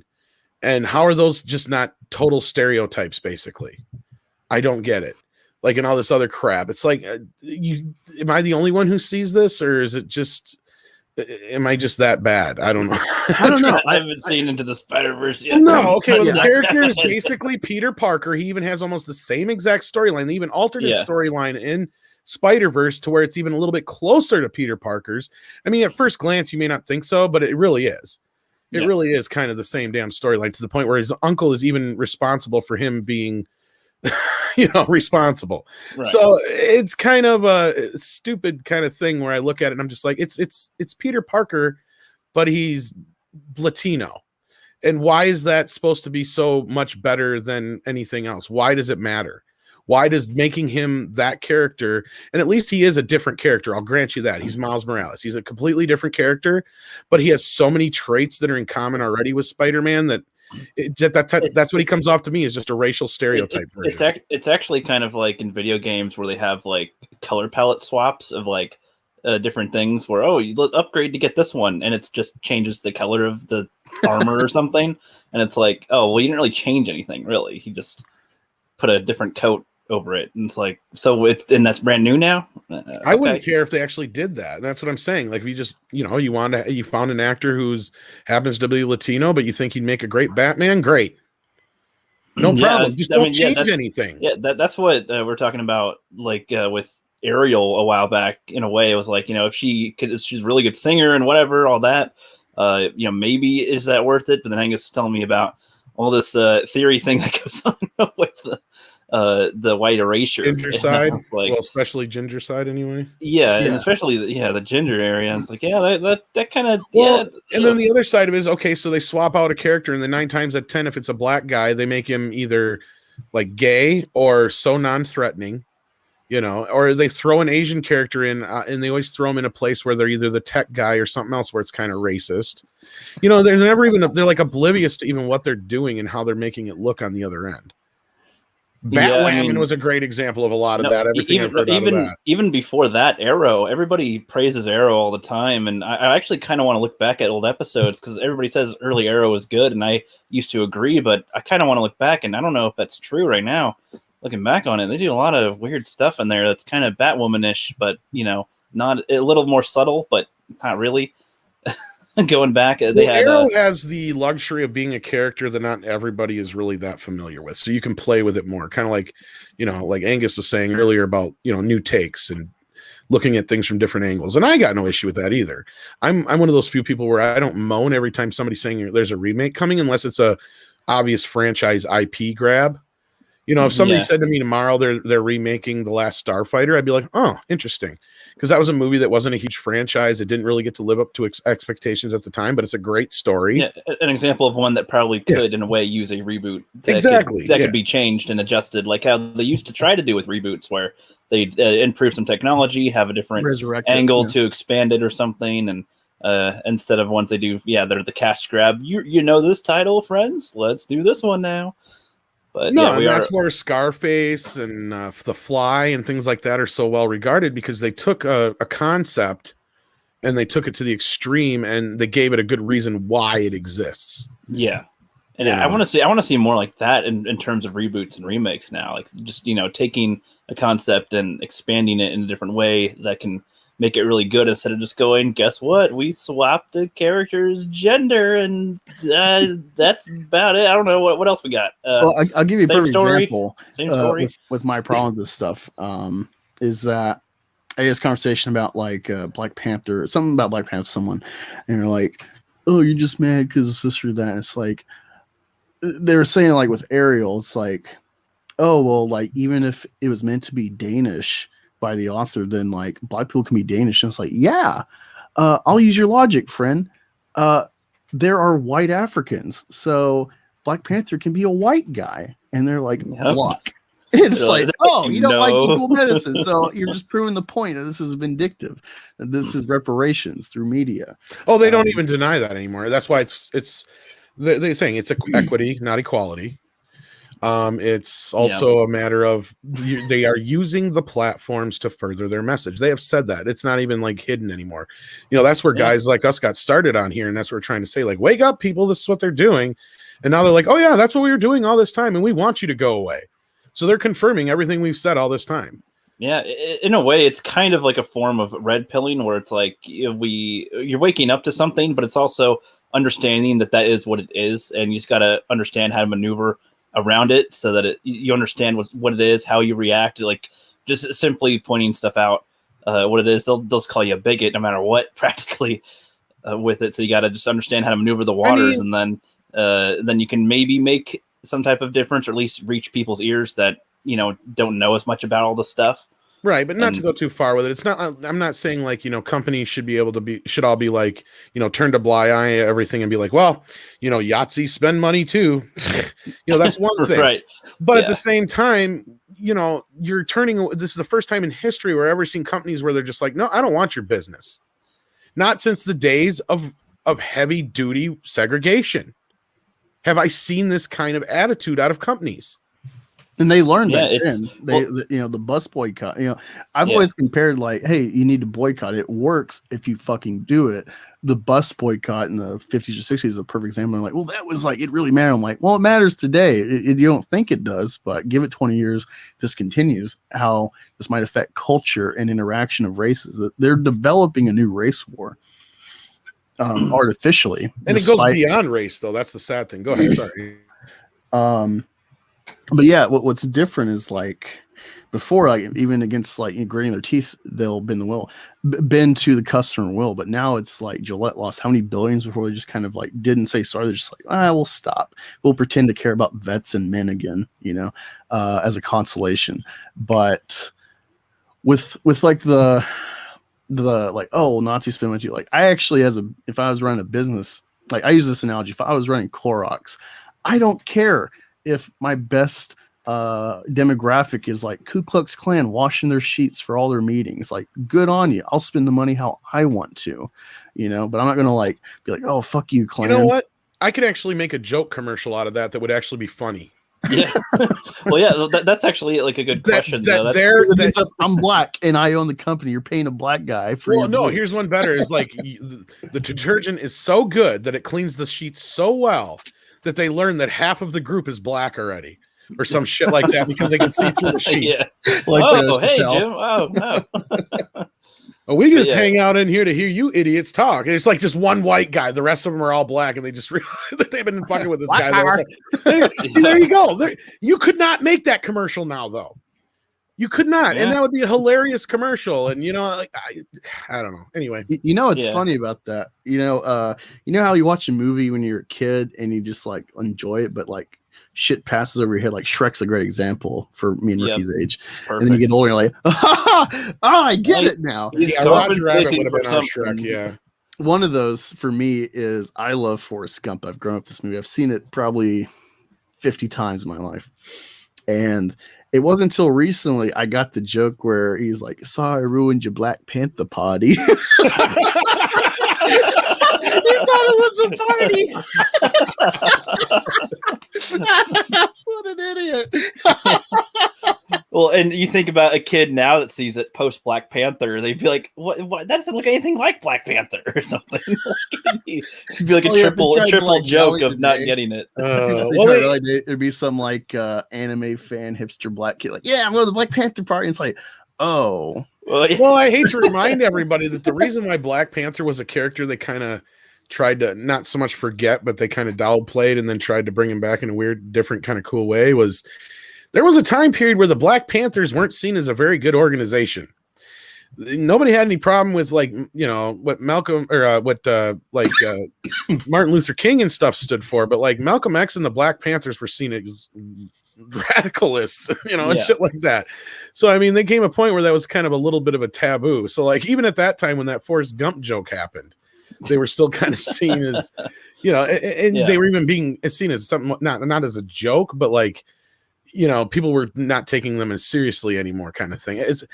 Even started seeing it in like comedies at the time. Like just today, I got CB4 in the mail, and I'm reminded of that one part where the one guy goes into the whole Black Power thing. He's just all, I'm black and I'm black and I'm black and I'm black, y'all. Like there's that whole like thing is like, okay, yeah, we get it. It's like you. It's like, you probably know this better, Tom. Like back in the day when there was serious issues, like. Going to comedies was pretty making fun of it a little was how to get over it, really, right? Like for most people, exactly, and that's my point. Is you got to be able to make fun of it a little bit, like the Black Panther Party. Yeah, I mean they were nothing you fucked with back in the day. Yeah, that's why the joke in Forrest Gump is so funny. Like he's in a place where normally all these guys would probably kill him. I mean, yes. Yeah, and he's in uniform. He's got a Medal of Honor, so he's as far as they're concerned, he's like full bore for the man. He might as well just have a thing on saying the man. Well, it's like this kind of thing. This kind of thing brings up questions. And I like to think these hypotheticals. That's like, what if, like a Yahtzee who hasn't, or like somebody who has the ideals of one, but has not expressed any of it, hasn't acted on anything. They've, studied it a lot, and they might even agree on some of it or something. Were to go into like a restaurant as a known one, would they deny the service just because of his personality? But he's never done anything bad to anybody, paid his bills, if anything, nice person. Like, would they go, no, you believe in this, so no? That's a good question, Jeff, because actually that's what America is supposed to stand for. Is it doesn't matter. As long as you don't hurt anybody or kill anybody, you're not supposed to be persecuted for any of your beliefs or thoughts, especially for thought crimes. I mean, because that's the whole reason America was. Yeah, because like a simple one. A simple one's like, people that think that there should be like restrictions on people being able to give birth, like people that you need a license or something to give birth. A lot of people don't even like that concept, but it's like, are you going to be deterred away because that's how somebody thinks? Like what's everybody's threshold of tolerance or of being able to deal with it without turning you away or blocking you? What's the threshold level everybody's at? Because it seems like it's very soft these days, of course. Well, here's the simple thing is we could bring out a pizza right now, and just the three of us on this panel would each probably have a different thought on that pizza, whether or not we liked it or not. Supreme. Yep. Yeah, that right there is already a problem. See, like that's what I'm saying. So in no instance are you going to have ever have more than two people agree on something. Generally, you're always going to have a variant in there. Right. And to think that everybody is going to think the same exact way you do is fucking preposterous. And I know I'm just, saying like this is stuff everybody knows, but I mean, like, let's be real here. I mean, to try and believe that we're all going to be able to come to some kind of conclusion, especially on these bigger topics, is preposterous. And yet we got all these people who are trying to make out like we've got all these problems when it comes to race and sex and all this shit. It's like, no. We got past all this shit a long time ago. There's some problems we all need to come together on and start worrying about that they're trying to make us avoid. And by them, I mean like the corporations and Washington and all this kind of stuff and every other major country's fucking government, because the more they keep us in line, then the big 1%, all those people make all the money they need to make. And no matter what they're doing, everything they do, every single time they do it, they try to fucking just distract us in some other way. It kind of seems like their goal is to make the world like Idiocracy, which I did see recently, by the way. Now, so. You're right, and we're getting there faster than we should be. Yeah, it's like not 500 years from now, more like 50 years from now. It seems like. Yeah, no, like, man, I would love to see a sit down Mike Judd with Twitter being a thing and stuff, and like Shoe on Head puts it well, where she's like, remember a time when like something wacky would happen and it would be in the news or the internet talk for like a week or a month or longer, like, wow, that was crazy. And now it's like every day there's just something new piled on that like it's just a complete onslaught. It's not just something, it's like plenty of things at once, usually. All the time. And people still hang on to things. They don't forget about them. They hang on to it now. Yeah, it's funny. Like you're talking about the thought crime stuff. Like he's not the first openly gay player, but I think a lineman for the Raiders came out as gay, and it was like, yeah, hopefully he's not Republican. And they found out he's like, I guess, pro-Trump or Republican. They're like, God damn it, he's gay's for Republican. Now they're like anti this guy when like they were going to champion like, yes, a gay player. And in fact, they're not even probably football fans for the first instance. And then they find out he wrong thinks. And then, now I can't support him now. It's like his job is to play football, like. And that's the problem here. Is like, that's the thing I was getting at before too, is like, look, we live in a country where you have every right to not like gay people. Sorry to say it, you have that right. But where you do anything as far as crossing any lines would be like, okay, if you're running a business and you don't hire somebody because they're gay, that's a different thing. But we're getting to this point where they're trying to take back a lot of these laws that were put in place to where you couldn't be discriminatory. And it's the same people that these laws protect that are trying to get No, rid of them. it's like a circle that's just It is. insane. It's a It small is. circle, and they don't even see it. Well, and most people don't realize it's like we interpret things the way that we feel and we think and through our experiences. And it's impossible to think that another person is going to interpret every single last thing in the world the way you do. And the more people realize that, the better off we'll be. Because again, like I said, with the whole pizza thing, there are people who will end a conversation and not even start a friendship over the fact that, oh, you voted for Trump, or oh, you're this or you're that. I mean, and that to me is pure bigotry. But yet these are the same people who the first time they see something, they scream, bigot, bigot. And it's just like, what in the world is wrong with you? Or they'll go, you want pineapple on your pizza? No, that's I can't the even shit get where I it. draw the line, Jeff. I can't do that. Yeah. No, I mean, no, but seriously, like, if that's what you want to do, if you want to ruin a perfectly good pizza, that's on you. I call it a pizza enhancer. I am a fan of pineapple pizza. Nah, I give on my people crap for it, but no, like, that's the thing is we live in a world where you should be able to put pineapple on your damn pizza if you want, and nobody should be able to do anything. I can be over here and have my opinion about it, but as long as I don't stop, as long as I don't run over there and flick the it's not going in my mouth. off your pizza, what difference does it make to anybody else? I don't get it. And that's what these people are basically doing. They're coming over and flicking off that pineapple off your pizza, and they're going, no, you should not eat that. It does not belong there. Yeah, it's like, well, I'm doing it for you. I picked it off for you. Yes, yeah, but I picked it off for you because otherwise you'd be eating that pizza wrong. It's like, yeah, you don't want to be wrong, do you? Wait. Mark says, now give me $500 for doing and that. no cheese. What the fuck? No, and that's what they do. Is they do that shit and then they tell you to give them money. That's how they make money. Yeah. I'm not You should creative. be grateful. SJWs are an oxymoron. Yeah, they are. It's funny. I don't know if you've seen this recent thing that's happened, but there's like a 43-year-old trans quotation woman in the Olympics, I think from New Zealand, like super heavyweight lifting category, some shit. And yeah, it's just funny that like intersectional feminism is now icing out women. Yeah, it's come full circle. It reminds me of what I'm at Creative said about being oxymoronic. I love it though. I love it. They eat their own. It's happening. It's justice because, like, unfortunately, whether you want to admit it or not, women always lean left because it's kind of their nature. They're communal, it's part of their nature. So they're usually going to be leftists or liberals or whatever. And so it's like, it's kind of a retribution. It's funny. It's poetic justice. Yep. What do you show me here, rookie? Looks like a penis. Before you judge, 90% of it's underwater. And I bet that's cold water too. Yeah, exactly. So it reminds me of EVS. Hey, Mike. Yeah, back in the day. We got Karen in the house. Oh, wait, go up. Go show that wacky teacher. Oh, I didn't even listen to a new one?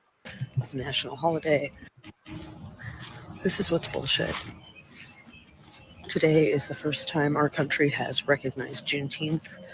It's a national holiday, and yet I'm getting ready to go back to school in the fall, and my governor has put into place some ridiculous legislation that many governors across the country have put into place, such as I can't teach anything divisive, I can't teach critical race theory, and I can't teach about racial equity. This is at all public schools, colleges, and universities. As it fucking should be. So, teachers, in the past, we've been activists. After the shit show of last year, we really need to stand up and do what's right for our kids right now. So, this is a call. Yeah, we are. That's why you're not teaching this shit no more. For our kids. Yeah. I like how she thinks she knows what's right. That's exactly why parents have stood up. That's why you're not teaching this shit no more. Yep. They're like, nope, don't need that. Nope. And then what's really worse is a lot of them aren't even white. So there you go. Teach them skills. Teach them ways to financially better themselves when they get older. Stuff like that would be nice. How to work on appliances around the house. That'd be useful things for teachers to teach. But I'm not curious. Says, isn't that Amy from The Big Bang Theory? Aged a couple years. It looked like McClunky. pretty much McClunky. That's a big. I still haven't seen that cut. Is that on Disney Plus? The McClunky? Yeah, it is. Yeah, I haven't Disney. watched. I got the Blu-rays, so George tinkered with it some more. whatever. Yeah, that's the thing is like when it's like just a company, like if they're like, oh, this thing is problematic, let's like erase it. We own it and whatever. Like that's one thing, but like George owns Star Wars, or that's his thing. He made it, so I'm like, I can kind of give him a pass, not just because I'm a fan of film, but it's like, well, like it's directly his thing that he made that he. It is well, and I respect that to a point, but if you're not going to put the other version out too, that's where I have a problem. Yeah, I was going to say you can do as many versions as you want, but don't take away the ability to get what was already there, because now you're like messing with everybody's choice. Like, what if they did that with everything? Like, oh, look at the Mona Lisa. Let's change this up and change this up, change this up. Let's change the Liberty Tower or whatever. Let's change the Statue of Liberty. Let's change that up every now and then. I don't know. It's like nothing becomes a landmark anymore. It just changes all the time. I mean, that's actually where we're at though, with like tearing down statues and shit. Yeah, but I thought you'd appreciate this picture, Angus. Yeah, I love it. I'm a big Game of Thrones fan, and I love Star Wars too. So seeing them combine is always fun. Yep. This would suck. My ex-boyfriend is now gay, and my girlfriend is now straight. There's this funny, article or something I read like a year or two ago where it's like a woman gets mad because her cuck boyfriend or husband is now sleeping with her boyfriend. Like he wasn't getting any, she wasn't putting out for him, so then they just shacked up. That's funny. That's the other version of the one I said that, like, yeah, keep being soy boys, and guess what's going to happen? You're going to be the same soy boy crying when your girlfriend's screwing the biker down the street too. Yeah, I like because that. They're all like, I'm not a non-threatening man. That is until that time of the month when they're fucking horny and they really need some dick. Pretty much. Now, Angus, I thought that you'd be able to comment on this one. Men are. Oh, no, go ahead. I say men are pigs. That's true. But if you ever meet a woman when they're ovulating, they are probably more desperate than any man is. Anytime. That's all I'm gonna say. Yeah. Well, I was just watching The Little Giants. A little nostalgia kick there, and I don't know. It's kind of a thing too. So the girl that he has a crush on at the beginning. He doesn't really make any moves on her. They get older. They both have their own kids. And, he ends up winning the football game. And he's like, so now will you go out with me, basically? It's like, okay. It's like, well, yeah, he just won. Like, what if he didn't win? Would you not?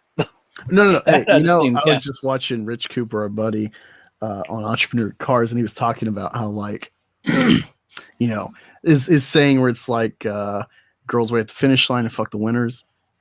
And he was saying that, like, part of that is just like testosterone. Like, you get a testosterone kick with your buddies when you win an event versus like you get like this estrogenic effect when you lose. So it's just kind of it's biology. It's there. It's chemistry. It's how it's meant to be. Yeah, but women are like, even if you're a winner or a loser, they generally are like right there. It doesn't matter. It just depends on if you're their kind of guy and if they're trying to get you or not. Yeah, because if you're losing, if you're a loser, then if you're in a like that situation, then they want to pick you up, and then they're the ones who did it. And if you're the winner, they just want you because you're the alpha. So, and this was the thing too, because she's had her kid, and her husband went away. He had his kid, and his wife went away, and he also won, and they're both older. So it's like, I guess there's aspects there. But if he lost, I wonder if she would have still wanted to be with him. Be like, I don't know, man, you kind of lost. Let's just go back to primal times. Fuck this shit. You get it. Yes. Yeah.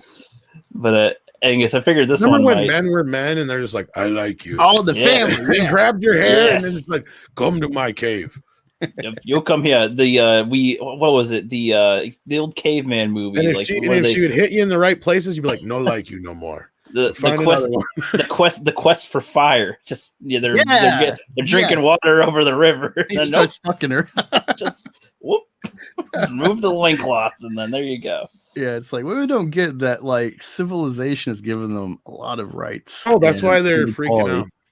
And it's like we're not far from like a little apocalypse happening, and we go back to savagery. Where Well, it's look, I've said this before. The reason where we're at now is because of women, and they keep pushing us to a point. Sooner or later, we're just gonna be like, all right, fuck it. well, no, We I did all would this for say, you. being a vet, and looking back at history, I would say it's men's culpable in this because from a good intent, okay, because you had World War One, and they thought like, okay, that's never going to happen again, and then oh fuck, World War II happens, and then Korea, then Vietnam with the media and Kennedy getting shot on TV, and seeing that stuff, like actually seeing it, people in the general public didn't want that reality, that blood on their hands as a country, and then also the guys on the front lines who come back home, they seen the shit, so they want something better for their sons. So then they like get soft in that way of like, I seen this, I don't want this for my kid. Oh yeah, that's what. So let me make it better. So then men like go this unknowingly this feminine route, and now that's why we get this soy shit going on. Like I'm an atheist, but like since I've been getting deep in red pill, I find more use of the Bible and its stories as like examples and lessons. And it's like whether the creation is true or not. You see in the book in its context, men are ordained to be the leaders because God's a man and whatnot. And it's the sin of Adam, not the sin of Eve. It all comes down to Adam because he was the head of household. And so that's like how you got to live your life as a man is like responsibility rests on my shoulders. And because of responsibility, I am the authority. And men have let the authority go. And no, you're right. That. You're getting real philosophical about it, and normally I was going to be a little goofier about it, but no, you're 100% right. But my point was just that is like you take this back to the bare primal. I'm talking like way back to the beginning of it all. Like women are still looking for basically the same thing, and men are still looking for basically the same thing. Let's be real. The women want somebody who can provide for them, protect them, and will make strong children with them, and be able to protect those said children. And men at the same time, they want a woman who will take care of them and build a family with them and help live on their legacy and so on and so forth. And in that gives us the instincts we have that got us to this point, as you were just saying, Angus, that led up through the last, 200 years, that got us to the point we're at now. But no, let's be real. If it wasn't for women, men wouldn't only live to about 30. I get it. We need each other to a point. It's not like, I'm not oblivious to that, but we'd still be living in fucking caves and everybody'd have a monster truck. That's about as far as technology would have got. And everything would be football, but it would be like death sports. Uh-huh. And just men are just that way. It's just, but it wouldn't be nearly as bad as we think. Like, cause I think you're right, Angus. A lot of that boils down to why do we have wars? Why? Because we wanted a situation where we could sleep at night knowing that, our women and children were going to be safe.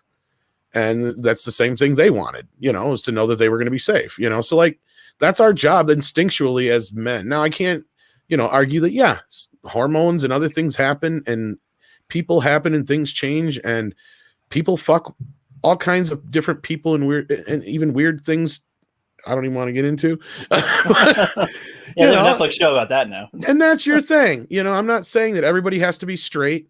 I'm not saying that at all. I'm not saying I have anything in that arena, but the core primal, urges we have come from those said places. And when you try to fuck with that in a society, sooner or later, chivalry is going to die and women are going to be expected to pick up their side of the weight. We've seen that more and more so in the last 30, 40, 50 years. No, it's just funny because like with that picking up their weight, they don't want it. Like they're fed this exactly. You know exactly where I'm going like, to. Where are all the men? And now there's this problem where it's like men are less and less, and this is also because that only counts with the little asterisk. Yep. With the glamorous jobs. Remember that. It doesn't count when it means something like shoveling shit or sewer worker. Or we're like, we can't find men that make more than us. No. Like, why can't I be a doctor or a lawyer? And we're like, no one said you couldn't, but that also means we need a few of you over here digging ditches too. Yep. Yeah. Here's a shovel. I mean, yeah, there you go. And you But can't be bitching after 15 minutes that you broke a nail. The other thing with that though is that this is kind of happening all over the globe. It's with everything becoming more industrialized and stuff, is that more and more women are like complaining because they don't have a comparable mate economically or education wise, because men do the dumb blue collar shit, you know, and so they're like getting their doctorates and masters and shit, and they can't find someone on that level of them. And really it boils down to economics, because women, no matter how much they succeed, they want the guy to do better so they can like take a break and have kids, and they can't find that. Well, now. it's not just that. Let's be real. It goes back to the whole primordial ooze thing I was talking about. Most women like a dominant man who can take fucking control of shit. They don't like a man they have to look down upon. Guess what? They don't respect a man. They feel like they're more superior than. Okay? Yeah. And in most cases, that's just not normal. I'm not saying that there aren't exceptions to the rules. There are plenty of women who have very healthy relationships where they are in control. And I'm talking about doms and shit like that. But let's be real. Once a guy gets married, you know that everything you have goes into her purse. And it's not yours anymore. And then they don't want you anymore. They're and then like, eventually, "Oh, wow." when you get so sappy and shitty and exactly the way they beat you into submission and they wanted you to be, you're right, Jeff. They're gonna find that biker down the street that their daughter fucked last week because her soy boy was fucking not doing his business right. Yep. Besides the pederasty, I think the best civilization format, men and women, is like institutionalized homosexuality. You know, the way the Spartans did it. Unfortunately, for that to work, you need a huge slave populace, which if we become communists, I guess could happen. But look, Yeah. honestly, gay men are my favorite gays. Let's be real. I have some great gay friends, and they are some of my best friends ever. So I have nothing bad to say about the homosexual community at all, the LGBTQ community, nothing at all. It's a lot of these posers nowadays, and a lot of these things that are coming out are from these fucking soccer moms who have nothing better to do. And they think they're virtuous by going out there and doing like that fucking teacher was just a few minutes ago on that video. Yeah. But speaking of same-sex things, this gay couple, this gay men can't. Who's going to make us sandwiches? They got a problem. They can't solve this. And then these lesbians over here, what are we going to do with all these sandwiches? Like they got the two problems. You know, I love this. One that craves sandwiches, one that has too many. It's too much. The sad part is the gay men would make better sandwiches. I'm sorry, there's a fallacy there, because Yep, true. I know more lesbians that are more manly than I am. Okay. Yeah. Like, have you ever seen Denise? you ever seen Clint Eastwood's The Mule? Yes, I love that movie. He's like, this isn't like, hey, how's it going, old man? He's like, how's it going, Dykes? Oh, that's funny. The world needs more Clints. Oh yes. What the hell does it say? I can't read it. In their last moment, people show you how they really are. Who's the photographer that takes pictures of Spider-Man? I don't know. His stuff comes by mail. Just Angus and I were watching some of the Spider-Man movies recently. We still need to watch the third one again together. So I don't know. Just thought that was a nice little tie-in. And we're talking about the Dark Knight earlier. I seen this post, and it was funny because like they were talking about how like a lot of adaptations will like skip over this angle of J. Jonah, but like this is to show like, oh, he's a good guy at heart, even though he's like himself after Spider-Man. He's like not gonna fuck the guy who it's like he's like, oh, you're just some stupid kid that takes the pictures, but he's like, I'm not gonna let you die for this. So it's a cool little moment there. which by the way, with the Dark Knight up there too. Yeah, Angus and I were having a good conversation about it before, where he saw part of the movie in a totally different way, and then I was like, no, it's this part. Oh. Yeah, then I wikied it. I'm like, oh shit, you were right, because like that's cool. The problem was, and this is the thing that's great about Star Wars with like little Easter eggs in the background, or like Dark Knight, where you can watch it and it can make sense a certain way, but then you can find out what it's actually supposed to be, or the filmmaker's intent. And you're like, oh, okay. So what I thought happened was that Batman lied about where he was going to say Richie was actually going for Dent. I thought that was the twist, was like, oh no, he's actually going to buy into dent at the expense possibly of Rachel. But then it's like, oh, actually Joker lied and that he was misdirected. So he was going to save Rachel. So that showed like his kind of selfishness. And I'm like, That's why he lost. oh, that totally changed my view of that. Even though he kind of, finally bites the bullet and becomes, the Dark Knight at the end where he's like, I can take the heat. That's one of the reasons why I love that movie is because he doesn't win. He really doesn't. Yeah, he goes and he falls for he like wants to go for who he loves more, but that ends up the Joker lied where it was, and that's where Denton was, and he's like, no, dang it, I saved the wrong one, but he technically made the right choice on accident. Yep. But it's like that was a good little thing, and and people could see it different ways on how that was supposed to be, but that's well, that also goes into my argument of Superman of why Lois is such an important part of who he is and how I don't want to get into the whole Snyderverse thing, but why I just feel like that's a bad Snyder's God, man. Yeah, a bad representation of Superman. But go down to those gorillas fighting, man. That would be Tuesday if guys ran the world. Yeah, right there. That's Angus. Tuesday, Here's your monkey one, Angus. For that's day. Tuesday. Yeah, where's the zookeeper? Bitch, you're somewhere safe. What the fuck's he gonna do to boxing too? Chunky's winning though. Look at him. He's like, hey, baby. Yeah, what's crazy is I really because like philosophy is something I want to do on my channel. Like I love to do something like wisecrack, but I don't get the time to read all this shit to like dig in to tell you like what this means based off of like this author's view of philosophy or something. It's like I don't get the time for that. I want to. I'd love to have that time someday.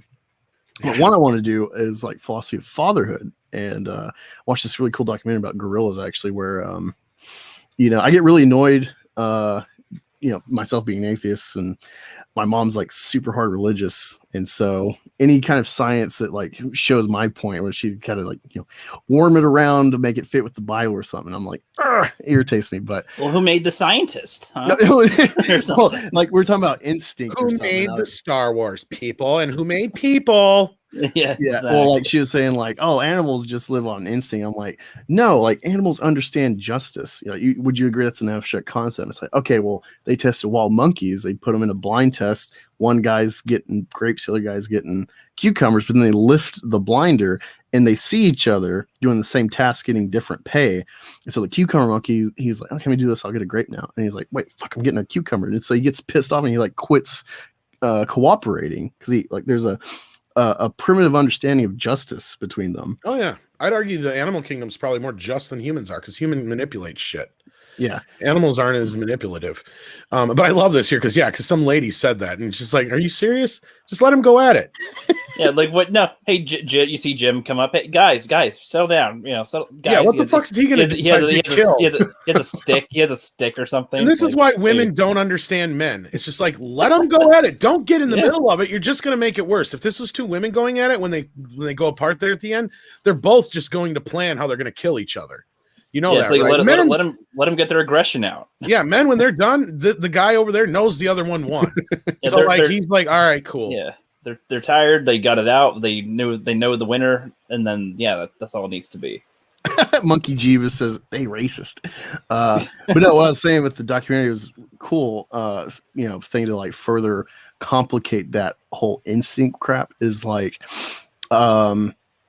you see with certain intelligent animals like elephants, but like these two brother gorillas, their father died, and they were like, even though the troops wandering around, so if they like stayed and were like cleaning the father's decaying body of bugs all the time and stuff, in like their mourning and stuff, and that shows like this goes against like biological imperative of instinct, and then you see later on there's an example of an orphan baby that the male is like mothering, which goes against what you expect for like troop leading silverback. It's not his kid. Well, I mean, stories like the Jungle Book come from somewhere. They're not like pure fiction. There have been instances of kids raised by wolves and shit. This is not I mean, and I like just that picture you showed up above that, with the monkey or the apes, the gorillas fighting. I mean, really all that was an older gorilla putting that younger sumbitch in his place. If you notice that he's the older one on the right there, he's got more silver on his back, so he's the older one, and that's all it really was. Is that one probably got cocky, and he put him in his place, and that was the end of it. And I like this here too. This is great. Yeah, I don't think the zookeeper could do that. Yeah, I don't quite know the context of this. I imagine it's some type just of look on his face like I stopped you. Actually, that guy on the right there should be thanking that dude with the repent fucking shirt on because he just saved him from a fucking lawsuit. Yeah, seriously, like, yeah, now there's no crime really. It's like, okay, just walk away now. You're done. I mean, I guess you could, if you got the video, then like he could say attempt. Yeah, you know, maybe, a lessened outcome essentially. Yeah, he saved him a big bunch of trouble though. Yeah. I didn't actually listen to this one, so I have no idea what Oh it says. god, this one's awful. And some people in the comments. So I've made a few videos about the flag, about the pledge, and some people in the comments are asking, well, what do you This do fucking in hippie is a situations teacher? where the Pledge of Allegiance is happening at school. What do you do? This right here, this is what I do.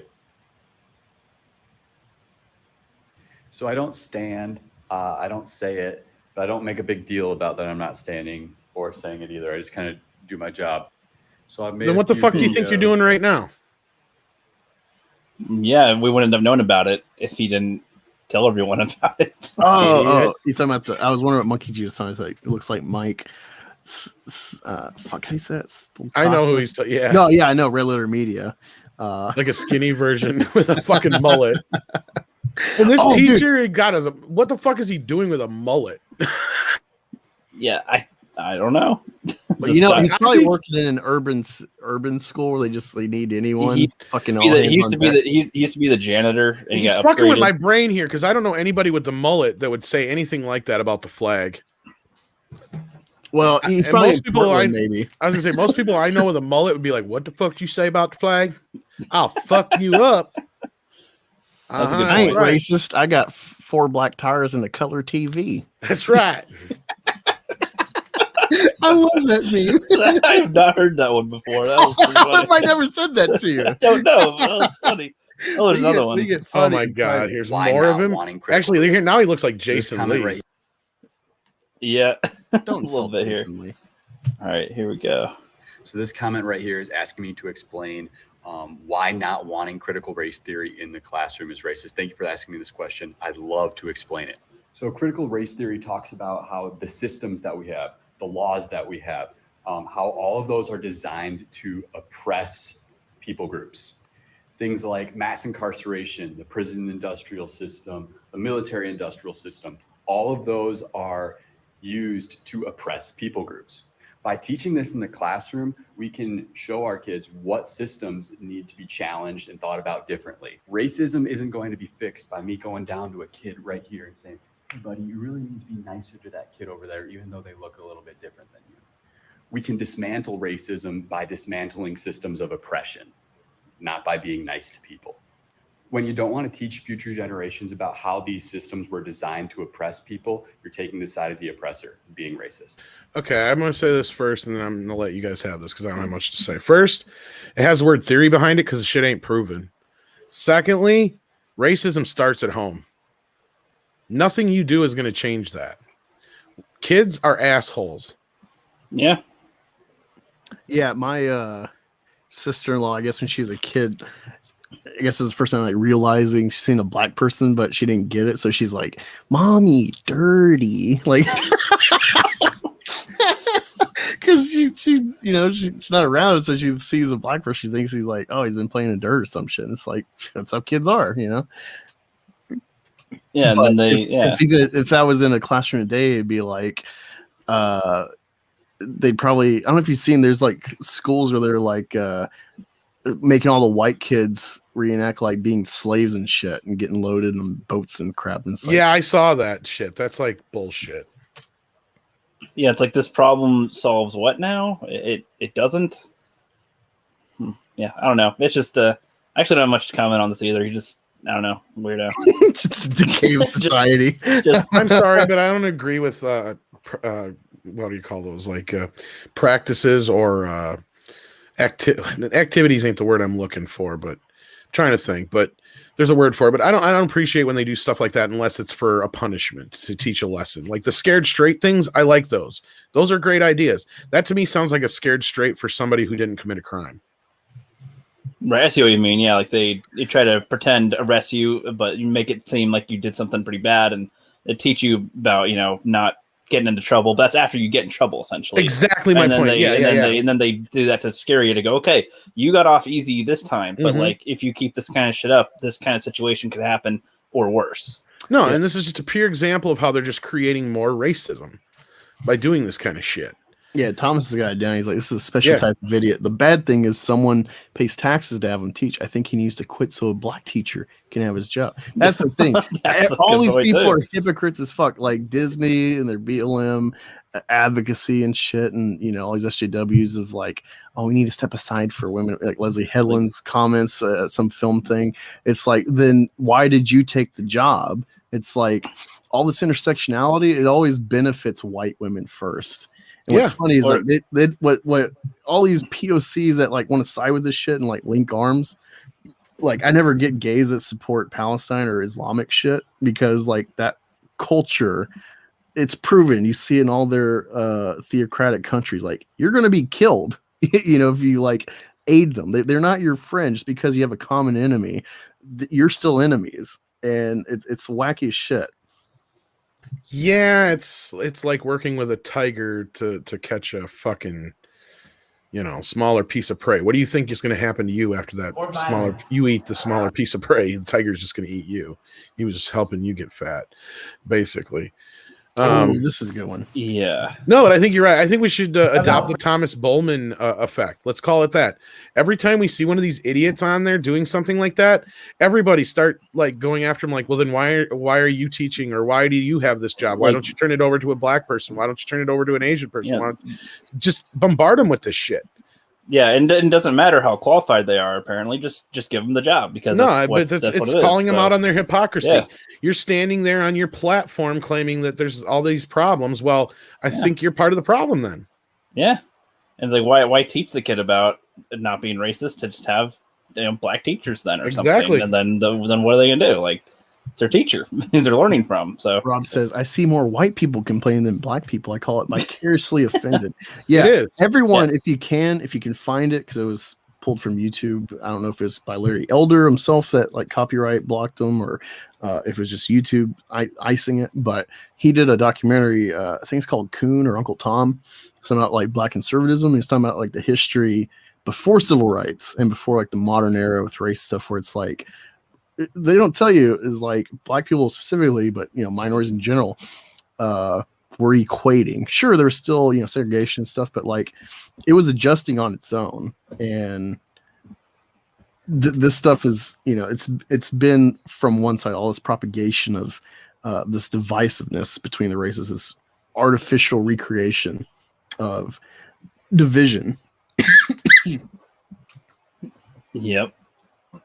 Indeed. Yeah, there's this little scene here too.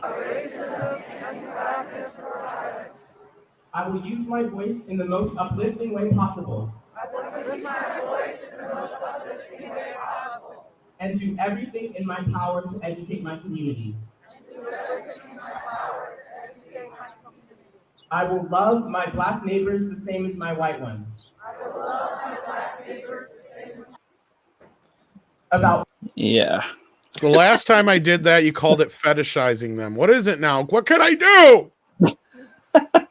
That's Angus. Yeah, no, I got a video I want to work on. It's just trying to encapsulate it the right way. But I swear I didn't F her because she was black. It was because she had a nice ass. Yeah. There's a video I make where it's talking about the woke religion, like Al Bunny puts it. This really is a cult. It's hard to encapsulate because like it's like an amoeba. It's always shifting. It's not like a set target necessarily. But this, like, for one, like religion in general works on illogic in the sense of like you have to have a faith in something that doesn't quite make sense with like the reality you can perceive. And I'm not dissing. I'm just saying like that's the thing. That's part of it. It's like you can't prove God. That's what you just basically say, that thing is proof. Yeah. But yeah, that's what it is. And that's how the left is, but it's like always changing where it's like believe all women. Well, Jake Blake assaulted his baby mama, but well, he's black, so that's what matters now. It's always, or it's like Asians are white people in critical race theory because they're actually richer than white people per capita. But then, the shooting in Georgia, now we care about Asians. It's like it's always flip flopping and shifting. There's no, you can't forever pin it. shifting. It's like, unlike organized religion, you can be like, all right, this is the set, unless they have like a dogmatic change. They're like a set core of principles. So that's the weird thing of fighting this stuff. But I'm lacking on a couple points I had months ago to try to make this. But for one, the left in this cult works like because it's Western based, it works like Christianity. That's been a big factor of our Judeo-Christian principles for our governments. And I'm not saying as an insult, but like it uses the framework. All right, so like right now it's whiteness. That is the sin of Adam. Like you're born white, so you're born with this sin that you need to. You're never sorry enough. You never pay your dues enough for your whiteness. Even though my black family, because I'm mixed, my black family is pretty well off. I got a pharmacist, an RN. I'm not sure what the pharmacist's husband does, but they got a nice ass house. Me being half white, my white side, it's been like break even, blue collar, poor. Getting out of the army, I've had fucking food stamps for my family, with a white woman and 3/4 white kids. So it's like, but this ideology tells you like, well, you're white, so you're benefiting. It's like, no matter what you do, you're always white at the end of the day. Yeah. And the other thing is like, of course, you can argue this Christianity to a point, but like, there's this sentiment of like hating the rich, and that's the other thing that kind of blends with this leftism shit and this woke culture is like they're always cannibalizing the rich, even when you're part of the mob, like Bill Gates or something. At the end of the day, they're going to come fucking eat you when you've had your time is done. Jeff Bezos, all these people, you're on the hit list at some point. They're just biding their time with the money they can invest. Yeah, pretty much. Angus and I talk about this stuff often sometimes. That's yeah. There's a couple other concepts where it mimics the like Christian blueprint that like I'm missing that I can't recall at the moment. Mm-hmm. Yeah, I'll go to. I'm not Creep says I'm just going to say it. Wokeism is evil. Rob says what scared me is more and more people are doing this. Thomas has to go. You're good. Thomas is going, I think.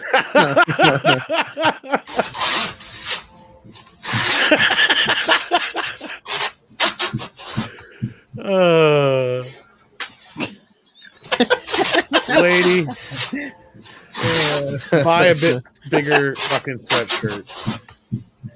I get it. No, damn it. Yeah, that's the thing is like they want to complain about their zippers, but it's like, well, just buy a bigger size. And it's like, well, then I won't fit my farm. Yeah. Oh, this one's good. Oh god, y'all are gonna love this if you haven't seen it. Oh, actually, I'm gender fluid. Oh, okay. Wait, what does gender fluid mean again? Gender fluid means my gender changes depending on the day or week, or even depending on the hour. It also means the pronouns I'm comfortable with can change too. Oh, so how do I know what pronouns to use for you and other gender fluid people? We all express them differently, but personally I express them through color-coded bracelets. Pink means she, her, yellow means they, them, and blue means he, him. And if I'm comfortable with more than one pronoun, I will combine them. Oh, okay, so today's she, they day? You got it.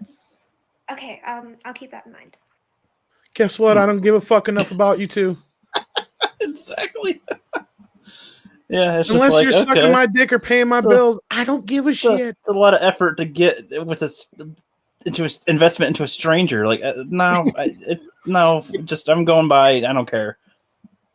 Yeah. And don't get me wrong, if I'm a good enough friend with you or if I have to be around you, I will respect these things. It's not like I'm trying to be a dickhole. Yeah. But no, I'm kind of all about the Ben Shapiro thing. It's like I'll call him by the name she wants, but exactly. Like, I mean, well, that's the other part I have a problem with is like, how do you know if I'm not using your quote unquote pronouns? Because 9 times out of 10, actually more like 9.9.9999999999999 times out of 10, unless I'm talking to you directly. I'm not going to say they, them, him, she, them, their, why, them, whatever, unless you're out of the fucking room. Like, hey, you, like you person. Anyway, Exactly. Like, what the hey, dude, fuck? hey, bro, and it's. A I'm chick, not like, going through your emotional hoops. I'm sorry. Yeah, Steven's guy's like, fuck, now I have to check women for bracelets. You know, the only thing you should check a woman's hands for is if she's got a ring, and if that even matters to you.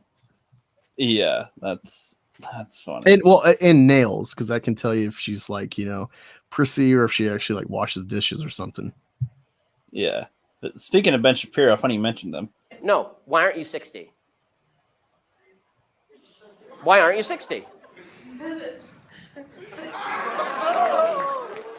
And why can't you identify as 60? What is the problem with you identifying as 60? It's not the same as gender. You can't just. You're right. Age is significantly less important than gender. You can't magically change your gender. You can't magically change your sex. You can't magically change your age. No, why aren't you 60? I just thought this one. Why No, aren't you 60? I was like the pause. I'm like, I don't know why are you asking me that? I know, Like, she's no. like, it's like the she's like, I can't answer you. I don't. I know. love watching SJW's heads explode. It's my favorite fucking thing to see. They're like, it's not the same. Well, yeah, exactly. It isn't. Happy Father's Day to the woman who made my dad a father. Happy Father's Day to my mom. Happy Father's Day to my mom. That sounds like a lever for everyone. Look, I'm not going to be. Look, okay. I was a single father, or still am technically. I mean, he's adult now, but yeah. I mean, my point is this: there's a lot of guys who are assholes and do not know how to take responsibility. I'm not going to say that one bit, but there are a lot of women who are keeping children out of their father's lives and making them the ones look like the bad guys. And this is an epidemic that has happened since divorce families has been a thing in America. And it needs to stop. I'm not saying that her reaction here is a result of that, but I know a lot of kids who come from that arena, and some of them are smart enough and they learn later on, but sometimes a lot of dads just don't get a fucking chance.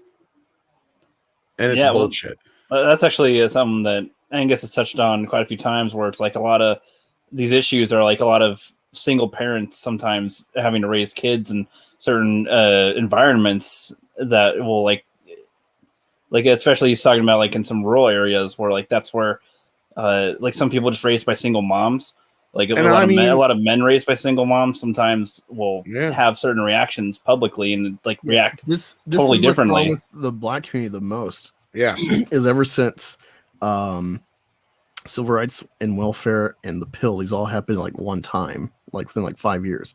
And like I said before, everything was equating, and then they started doing like the welfare state, which was targeted at black people the most, and they incentivized broken homes. Like you couldn't be married and get the like assisted housing or whatever.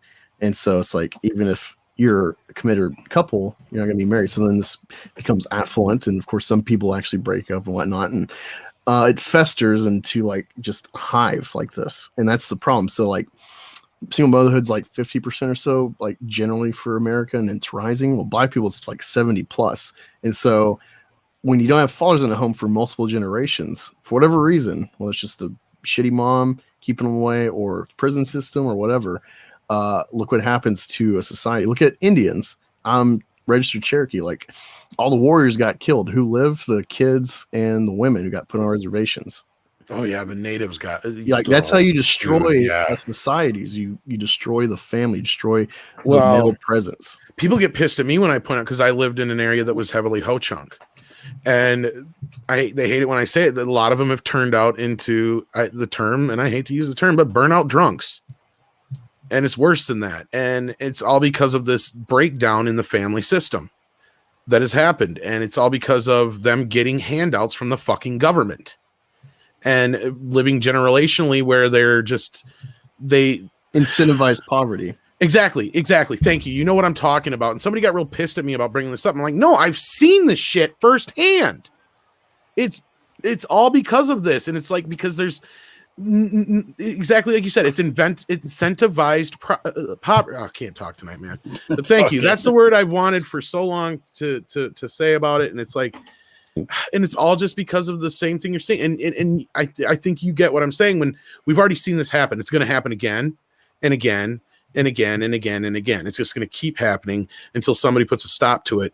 And it doesn't matter who the family dynamic is, but the family dynamic really needs to become an important thing again in America values. There's no Latin lives matter. I mean, sure, they probably made one up or something, or like the Asian lives, but like that's not really a thing because they have families. And so this like leftism, even if they're like liberal leaning or whatever, they're like this leftist horde mentality doesn't work on these minorities because like they have a family structure, especially like Latin people. Even if it's extended, like if dad's gone, they got a family structure. They have the extended family. And that's the weak link in America with the nuclear family system is like you take one chink out and then the chain just breaks. Yeah, well, and that's probably what holds America together was the family unit, especially back in the day. During all these times, that's what was one of the linchpins. Yeah, I mean that's like the family is the first form of government. So when your first family is mommy getting handouts from the government, like what does that teach you? Now let's see what Karen has to say. Classics is racist. That's it. That's the video. But seriously, classics is a discipline by which I am specifically referring problematically and intentionally to the study of ancient Greece and Rome is racist. Does that mean every classicist or ancient historian is racist? No, but the discipline as it exists is rooted in 17th and 18th century imperialism, which also makes it incredibly classist and has a long history of being used to prop up white imperialism, notably through the myth of the West. And more recently, the alt-right, though differently in the US, where, for example, there were t-shirts bearing Spartan helmets at the January 6th insurrection, and in the UK, where the classical tradition is used to reinforce Tory wankery. It also has a lot to do with the privileging of Greece I like that word. and other ancient cultures, and has to do with the general systemic racism of official institutions, including, unsurprisingly, universities, which means that people of colour both don't go into classics and are less likely to continue into postgraduate study. So, yeah, classics is racist. Wankery. Yes, I'm racist. Tony Rankery. That's just brilliant. Yeah, see, they start calling everything racist and shit. It's like at some point people just need to be like, I don't care. Well, it's like, what is looking at ancient Rome and calling it racist? What does that accomplish? What? I don't know. Yeah. I don't know. Anyway, that's pretty much all the memes I got. Yeah, no, there was this one that was good where it's like someone's talking about like, oh, do you run a channel? It's about like cats or this or that. It's like, well, just because you're not racist, what are you doing to be anti-racist with your cat? It's like, what the fuck? Like they gotta make this about every single thing. You can't make cat videos and be an ally. I have not been called anything like a racist or a transphobe so many times as I have in the last few years in my entire life, man. It's crazy. Yep. Insane. Never before this, never, ever once in my life had anybody insinuated that I was acting racist or like discriminatory in any way. Now, maybe at one point or another, I'm sure when I was a little boy, I was like, oh, girls can't do this. And somebody yelled at me. Right. Yeah. Like outside of that, I don't ever remember having to have a conversation with an adult about not calling a black person a certain name or not saying this around a Latino person. Or I probably shouldn't say something about some Asian guys driving. You know, nobody ever told me Tom that. just outed himself as a racist. I'm a racist! Because you know what? I made fun of white people just as much as everybody else. It's like, what? Yeah. People in general are. I just made fun of, if I was going to make fun of anybody, it was just people. You're right. It's like, what the fuck? Yeah, which is what inhabits the earth, which is also more confusing as to why they get sensitive about specifics all the time. It's like, well, why even bother going down this route? I don't know. But well, it's funny you mentioned that. So I didn't put this in like the header, but click on that Polygon link in the All American Beef chat, Ricky. Okay. Got another one over here. All right. Actually go to the article in the link. Don't just click the link and be like, oh, well, that's done. Like you've done that. I do that sometimes, don't I? It's the Polygon one. Okay. I was just going to click. So you don't want the Twitter. You want the website. Okay. Yeah, in the Twitter. I don't know if you've seen this, Tom. This is funny. Oh, the Lord of the Rings thing. Okay. Yep. I doubt it. Unless somebody sends me stuff, I rarely get to see it. And even then, half time, I don't have time to check out. Oh, yeah, I did actually see this. Oh, With Boromir's tender death in Lord of the Rings, Fellowship of the Ring, Peter Jackson sold a brother. Why don't they go to the obvious? Grimmel Wormtongue was totally gay. Totally gay. Wait, what? Yep. No, I didn't get that because he had the hots for Eowyn. No, I'm joking. No, I thought you were being serious because I was like, wait a minute, that's not obvious at all. No, the point is, who gives a shit? I thought of Harry Potter for a second. I'm like, surely the Hobbits were gay. We all knew that. There's a lot of gay action happening in Hobbiton. Well, it's like they're totally straight, gay moments. That's all. Totally straight dudes with gay moments. The elves are all gay. We knew that. Yeah, they're all light-footed and bright and stuff. Yeah, totally. Legolas. Mm-hmm. He does his hair all morning. This was always my thing with like gay representation. It's like if Peter Jackson came out now and like, oh yeah, what's his name? Frodo and Sam were gay. That was my intent. It's like, yeah, I felt that they're pretty gay, but it's like Tolkien wrote, partially from like the World War I like trench perspective, and it's like those like straight bonds of men and war, like they can get pretty homoerotic. So it wouldn't be a far stretch if they just went full Spartan. I totally buy it. It makes sense, like the bond you make. But like that would be good representation where it's like it's not really a factor. It's like, oh yeah, they're gay. Like that's well, the joke I was making is, guess what? There's probably hundreds of characters, or thousands actually, probably more than that have already technically been gay in the author's mind. You just didn't know it because it didn't fucking matter. Yeah, Dumbledore was pretty much one of an example, I guess. There you go. I'm not real familiar with the Harry Potter stuff, but I do know that part of it. I've heard that, his character's intended to be gay by the author, but guess what? It didn't fucking matter to the story. And everyone loved her when they found it, but then now she's a TERF, so we got to fucking silence her. Yeah. Yeah. Oh yeah, I got the article. I think. Yeah, hold on. Steven, who didn't have the hots for Eowyn. I mean, she's cute, but what's sexier than an elf sword? I didn't have the hots for Eowyn, like Arwen and Galadriel. That's well, and actually Sam ended up wasn't he married already? He had like my old gaffer or something. And then Frodo had the hots for that one chick. Didn't he? Or was that, or am I combining? No, Sam had the hots for the barmaid. Sam was the one who had the hots. That's right. Yeah, Frodo had no. But Sam ended up getting married to her. That's right. That's what I was thinking. He had like 5 kids. Yeah. Yeah, Frodo felt like how you can look at Luke in like the original trilogy, where it's like, like ultimately I could see him just being like, not counting the extended universe, but just the films. Like I could just see him being like a straight celibate guy. Like that's not like kind of like Jesus. His mission isn't really matrimony. He kind of feels like that he'd be bored if he was in a relationship. He's like, I've kind of suffered a lot. I don't think you want to deal with me. Like, just go away. He's damaged goods. Yeah, I got stabbed once. It still hurts. I don't want to. Got this fucking wound. It won't heal. I lost my pusses ring. A lot. I can't stop thinking about the ring I lost. My wife's gonna have to like clean up the pus. I don't know. Yeah, I get these weird spasms in the middle of the night, thinking about all the spider that stuck itself in me. Like I have dark moments where I have flashbacks. This weird. I was just talking about the spider.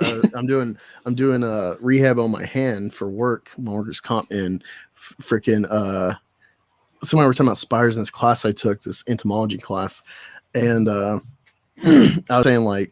Yeah, like spiders, especially the idea of a giant spider like Harry Potter or Lord of the Rings. Like, I love my kids, but if like I had to fight one of those to save one, I'd be like, sorry, kid. Like, it's just funny we're talking about the fucking spider. Yep. Well, it's like it'd be funnier too. It's like, yeah, this skinny old creature thing kept on trying to get at me. He, bit my finger, and it was pretty hot where it was, and just never mind. The Lord of the Rings revived soft masculinity with Boromir's tender death. I never heard of soft masculinity. They've been better off trying to claim that Gollum was gay. Yeah. This sounds like a contradiction of a sentence. Soft masculinity. What? Seem kind of opposite. They're probably trying to hint at like gay shit or something. But like, does that mean it's soft? Like masculinity's all right if you're gay. Like, Isn't that kind of anything- what? I don't get it. Like, I don't know. It makes less sense the more I think about it. Actually, it's one of the most striking moments in Lord of the Rings. Well, first of all, we know Aragorn isn't gay. Not to interrupt, but anyhow, go ahead. tender death That's all with good. arrows. Yes, tender death with arrows.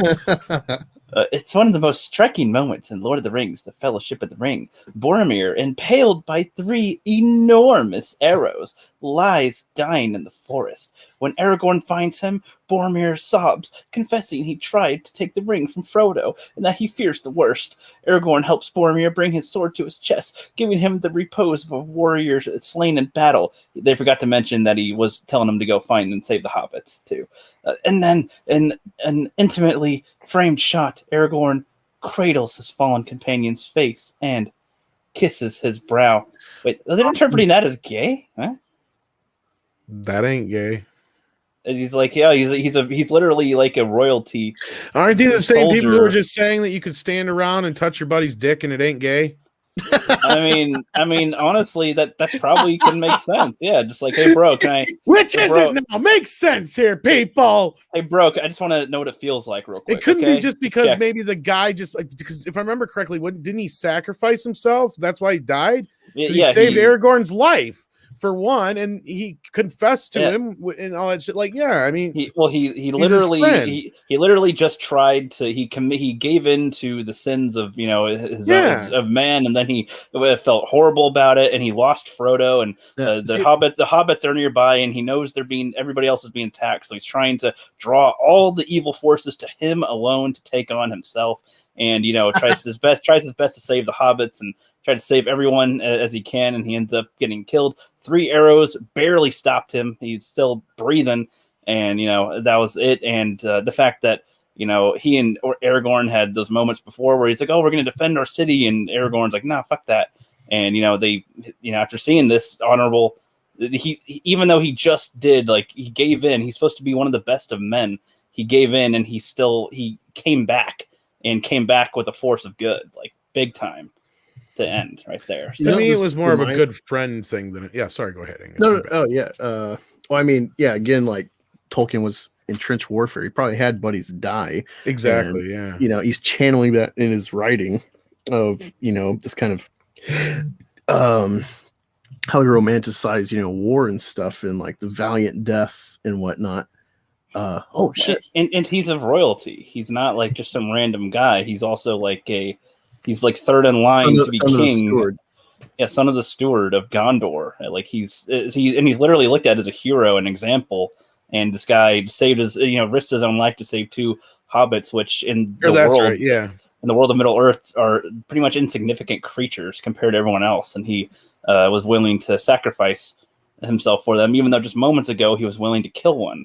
With the whole evil taking over his head. So it's like there's a lot of layers. And the last thing on my mind is Aragorn kissed his eyebrows.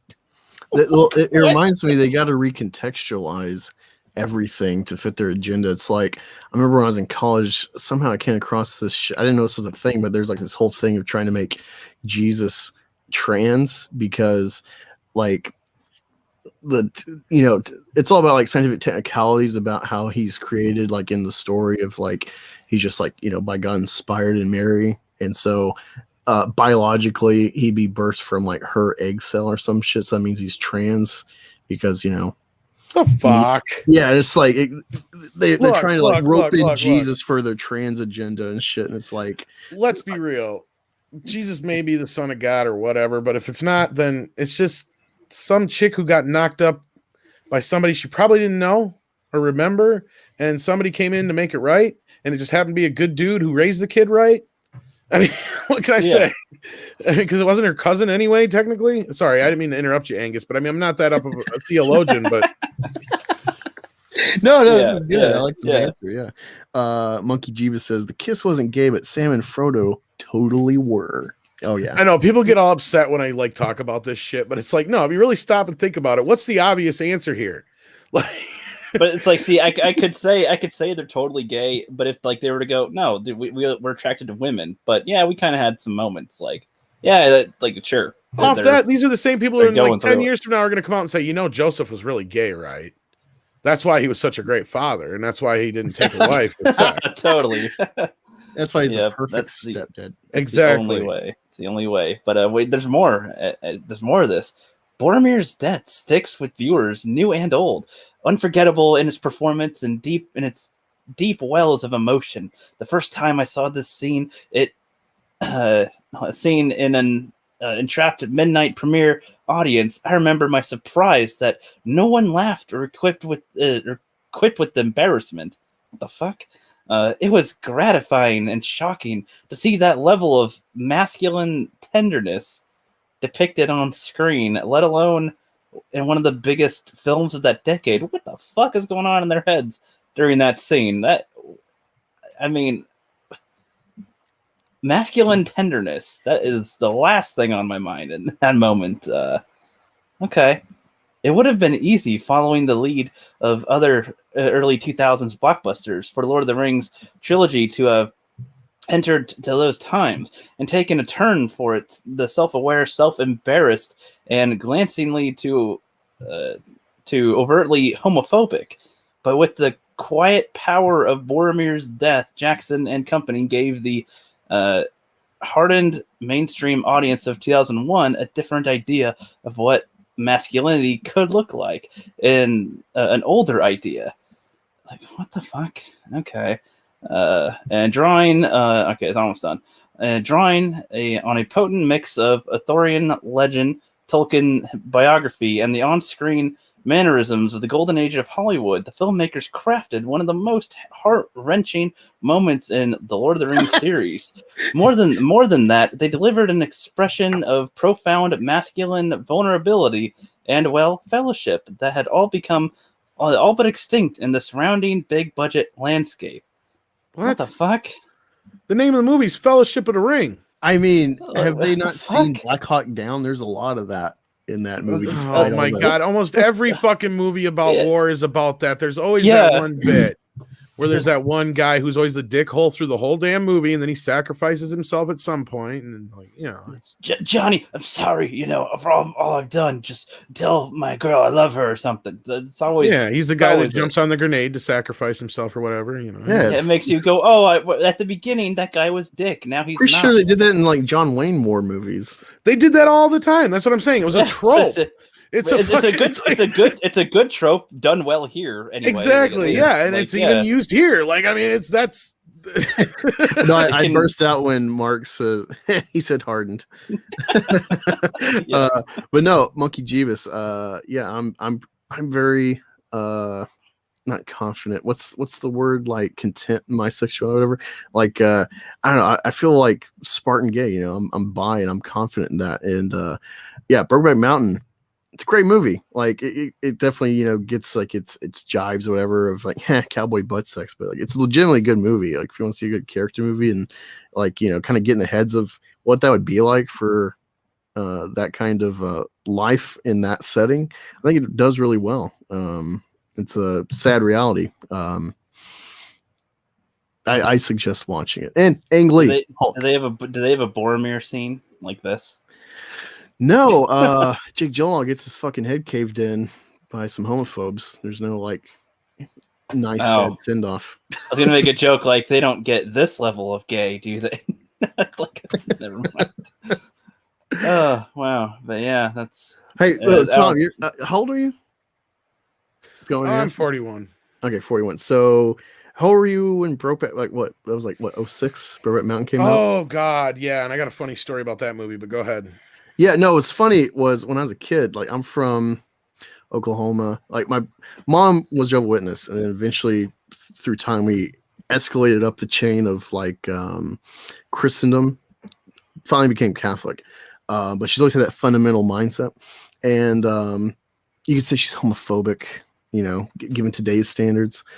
But Brokeback Mountain, when that came out, there was the trailer. And I'm pretty sure it was a silent trailer, at least like no words. It was just like cowboys, and like there's even a scene where it's like Heath Ledger with the fireworks at like the 4th of July rodeo, and it's just like, yeah, cowboys, America. It was such a good subversion advertising. That kind of goes with Subversive my advertising. story, but yeah. Yeah, it was funny. My mom wanted to see it, and then like I guess her mom told her like, "Oh, it's about some queer cowboys." Oh shit! And so then there's like this whole big shindig of like, fight this movie, it's pushing the gay, and but I watched it as a I'm like, that's a good movie, Oh man, no, my story is kind of a little different, but similar-ish. Like my mom has no hangups like that or nothing like that. It's like I've not grown up in any kind of way like to where like when I hear about a lot of this stuff, sometimes I'm just like blown away to hear how people had to deal with stuff like that.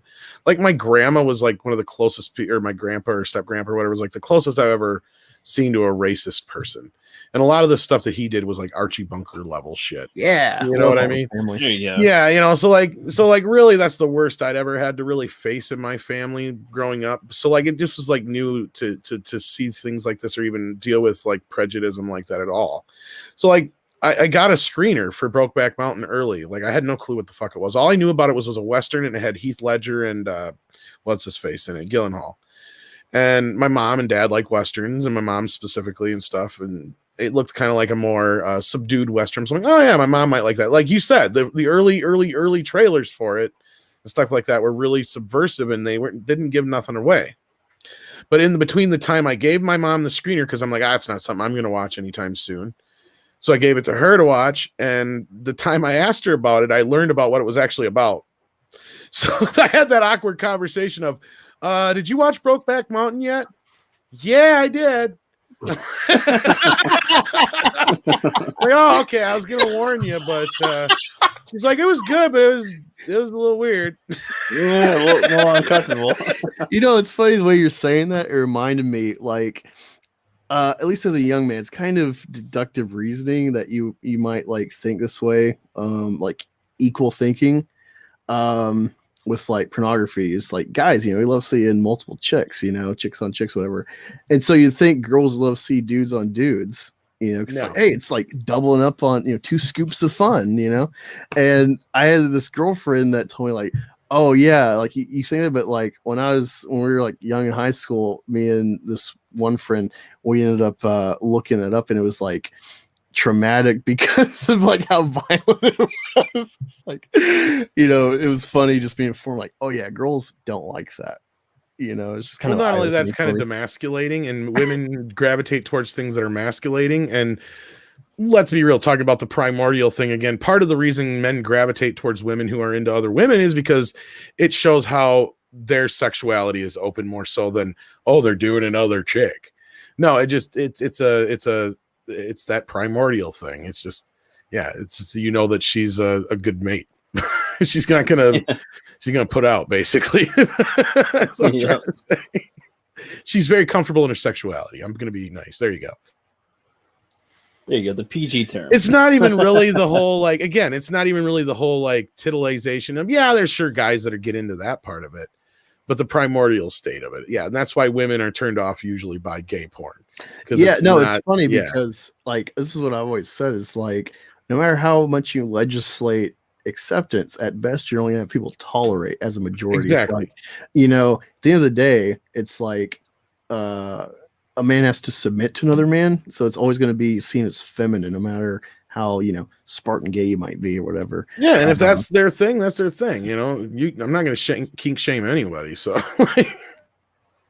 oh, Karen's a rare exception. She says, "I like gay porn." Oh, see, you'll have that though. See, I shouldn't have said that. I was generalizing a bit. I do apologize. For most straight women, okay, and not to be so general. Is that better? No, you're fine. No, we definitely, I think it should be assumed like we're talking generalities, of course. Yeah, I should have been more specific. Yeah, but we never really clarify here. We just say things. There's always an exception to the rule. Always an exception to the rule. Oh yes. That's rule 32 or 34 or whatever the hell it is. 34. Wait.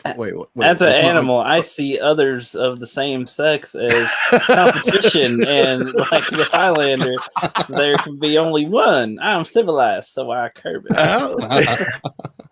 And we can't argue with that, because if that's his truth, there you go. No, I love. I never know when Karen's going to pop up, or like she might be listening the whole time, but I'm thinking like she just came in. She's funny. She didn't just pop in. Now she's been lurking. There we go. Oh yeah, I've been seeing her comment for a while. No, this Yeah. whole no, I was shocked a minute ago because it's like, oh shit, like I got this one of these like mega blocks constructs, whatever. It was like the last one a couple of years ago. It was Alien. And I'm like, oh shit, there's like Alien merch I can get. Let me just snag that. But it's like over time, I'm like, I looked it up and I'm like, oh, this is selling for like $40, and it was like 10. Like, I don't need this, And it fucking sold. Sweet, victory is mine. Sweet. I love making money. It's fun. Probably pick your brain a bit. So, like, what's your, because I'm not well versed in your channel. I've watched it here and there, Midnight's Edge and After Dark at times, but there's just so many people to watch, and being creators ourselves. Like, what is your history, if you don't mind me asking? I'm assuming you've been here before like the Menace became a thing in comics. Oh yeah. Midnight's Edge has been around now for going on 7 years almost, I think.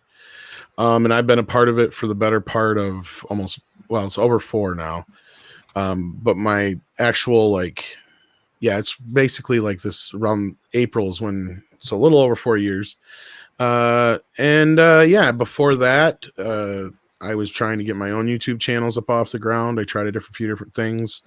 I'd worked in, everyday jobs for years, just trying to make ends meet with raising my kid and stuff and whatnot. But no, I went to school for radio and television broadcasting. I dropped out of school because I got a job right away, and then that didn't work out. So I went back to video because I loved video so much, and got into home video quite a bit. Worked up in like a bunch of different mom and pop shops and movie gallery for a while, and eventually just opened up my own store. And that didn't work out well because I happened to open it not too long before September 11th. So, at that time when you need a business to kind of have that push to, get it through that first critical year, I hit the biggest snag ever because people just didn't give a shit.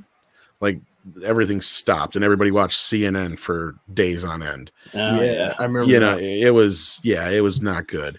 And that went on for months. I mean, people were just scared. They didn't care about movies. They didn't do anything. It was just, sure, some people still did, but I mean, just compared to what it was, Yeah.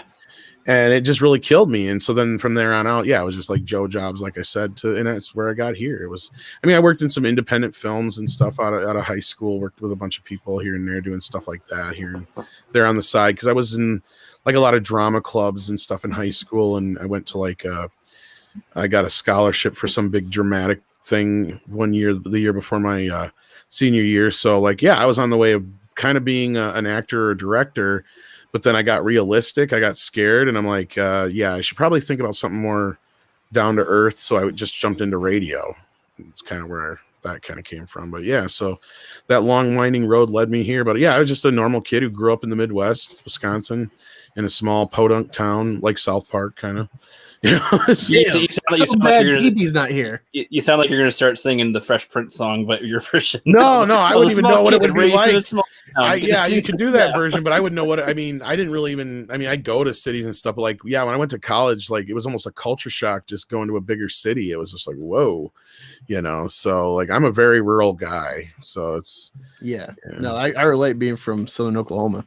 Yeah, and that's the thing is where I'm from is always referred to as the north or the south of the north, because I can relate to a lot of people from the south, like a lot of the things down there. It's a lot like that up here. So that Midwest, what you see in the movies a lot of times, it's pretty on point for the most part.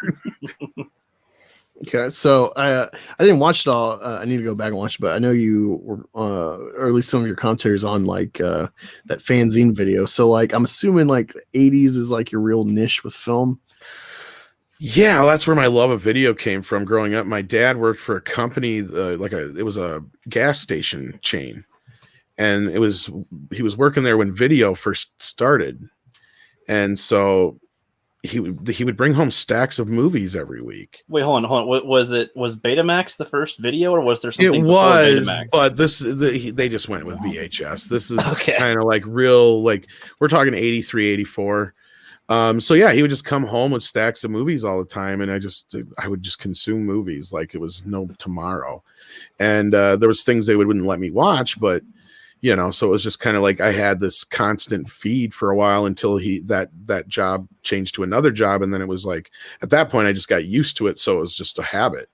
You know, and I would, you know, constantly every day after school, there was a video store on my way home from school in this one town we moved to after he changed jobs. So I was constantly there. That guy must have hated me.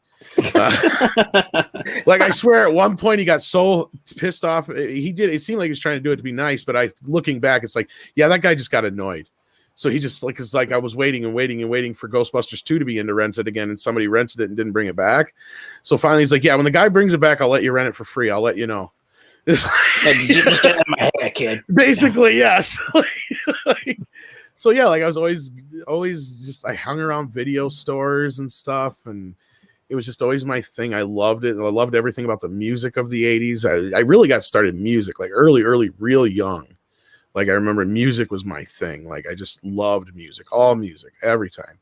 Really gravitated towards like Michael Jackson and Prince and Elton John and Billy Joel and, you know, all the other great stuff out of the 80s, you know, like Duran Duran, all that stuff, all that good stuff. So yeah. I mean, and of course, you know, I my teenage years were in the 90s. So I have a lot of nostalgia for the 90s too, but that's my era where I look back and I'm just like, ooh, you know, like there's a lot of bad stuff. A lot of bad stuff in the 90s. So not as much good stuff to talk about in the 90s, but you know, still a lot of good nostalgia there too. Yeah, I feel like the 90s were like trying to do more subtle virtue signals, but like in trying to make it a fun movie too at the time, because they'd have we had the like, PC culture then, which is very similar to this actually, Rook. They'd have like the wheelchair kid, the nerd kid, a girl or two, a different an Asian, a black dude, and a white guy, and pretty much everybody, like a whole hit mix, right? Was what they and that's what we say when we say we've already tried this, it didn't work out too well. And that's what we mean, because the 90s were chock full of it. It was the PC era, and it was all about the same kind of stuff, only then it was a bit more innocent. It actually was for good reasons. Yeah. And that's kind of when things leveled out. That's where equality became more.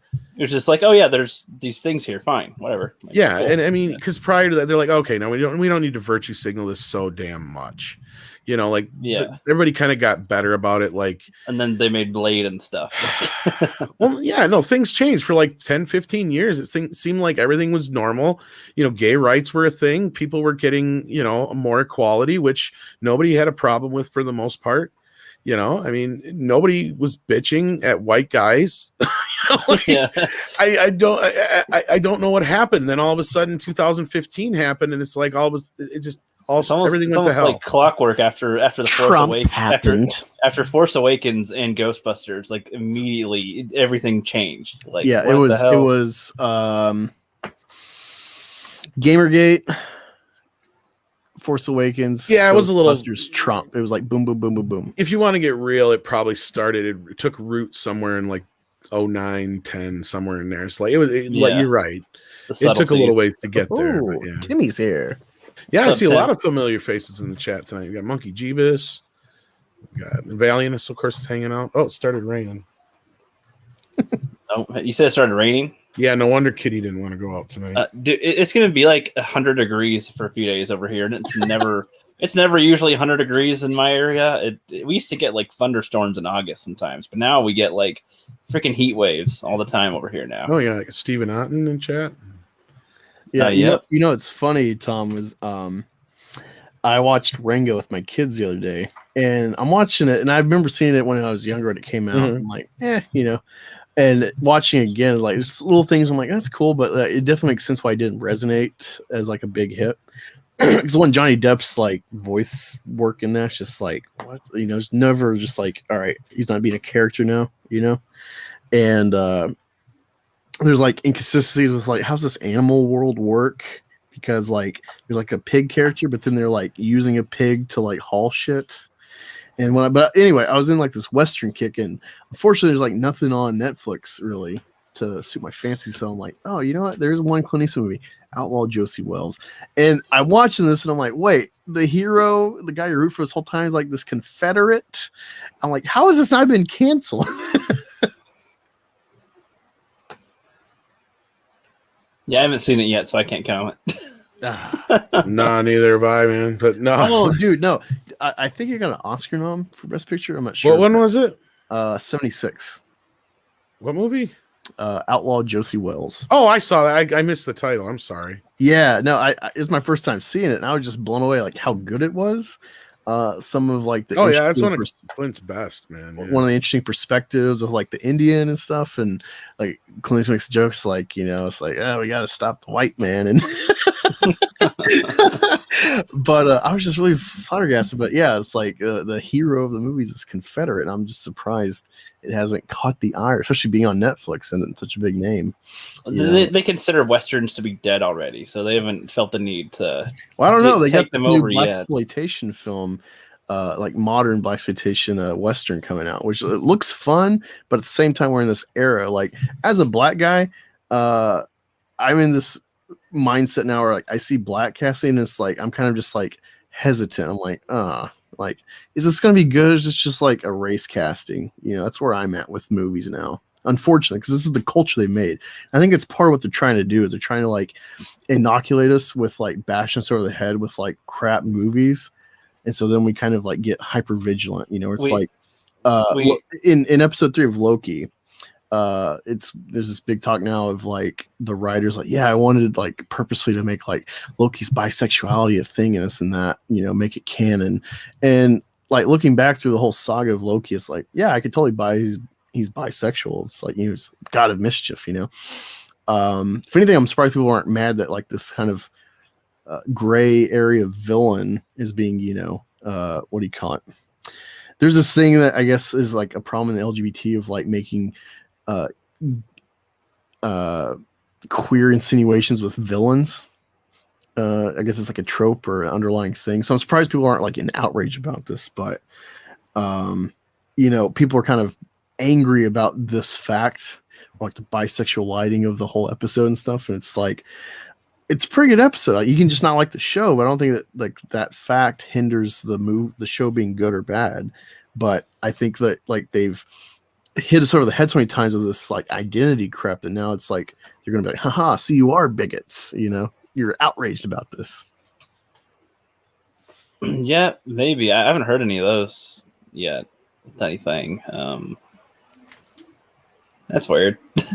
No, I was expecting Tuna to comment, but I guess he's doing this cat or something. He's got dogs, I think, trying to take care of. Stephen Ott says, my favorite Clint Eastwood movie. Yeah, I was really flabbergasted about, especially because it's like early Clint Eastwood direction. I'm not sure when he started directing, but it's pretty early in his career, I assume. Pale Rider was his second film. Play Misty for Me, I think, was his first, if I'm not mistaken. Okay, well, Pale Rider was 85, and this movie's 76. I don't know what that one movie you said is. Or no, wait, maybe Josie Wales, but maybe that was his first one. Was it his first one? Let me look now. Jesus Christ, I forgot.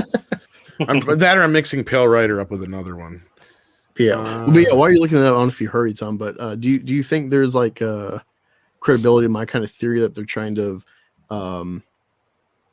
make it where we're like so used to any kind of identity casting or intent with like bad movies or bad castings, so then when like they do it again, that they like made us instinctively think that it's going to be horrible. Like, woke. Oh, but Loki's bi. This is woke, and it's like, it's not really a big deal.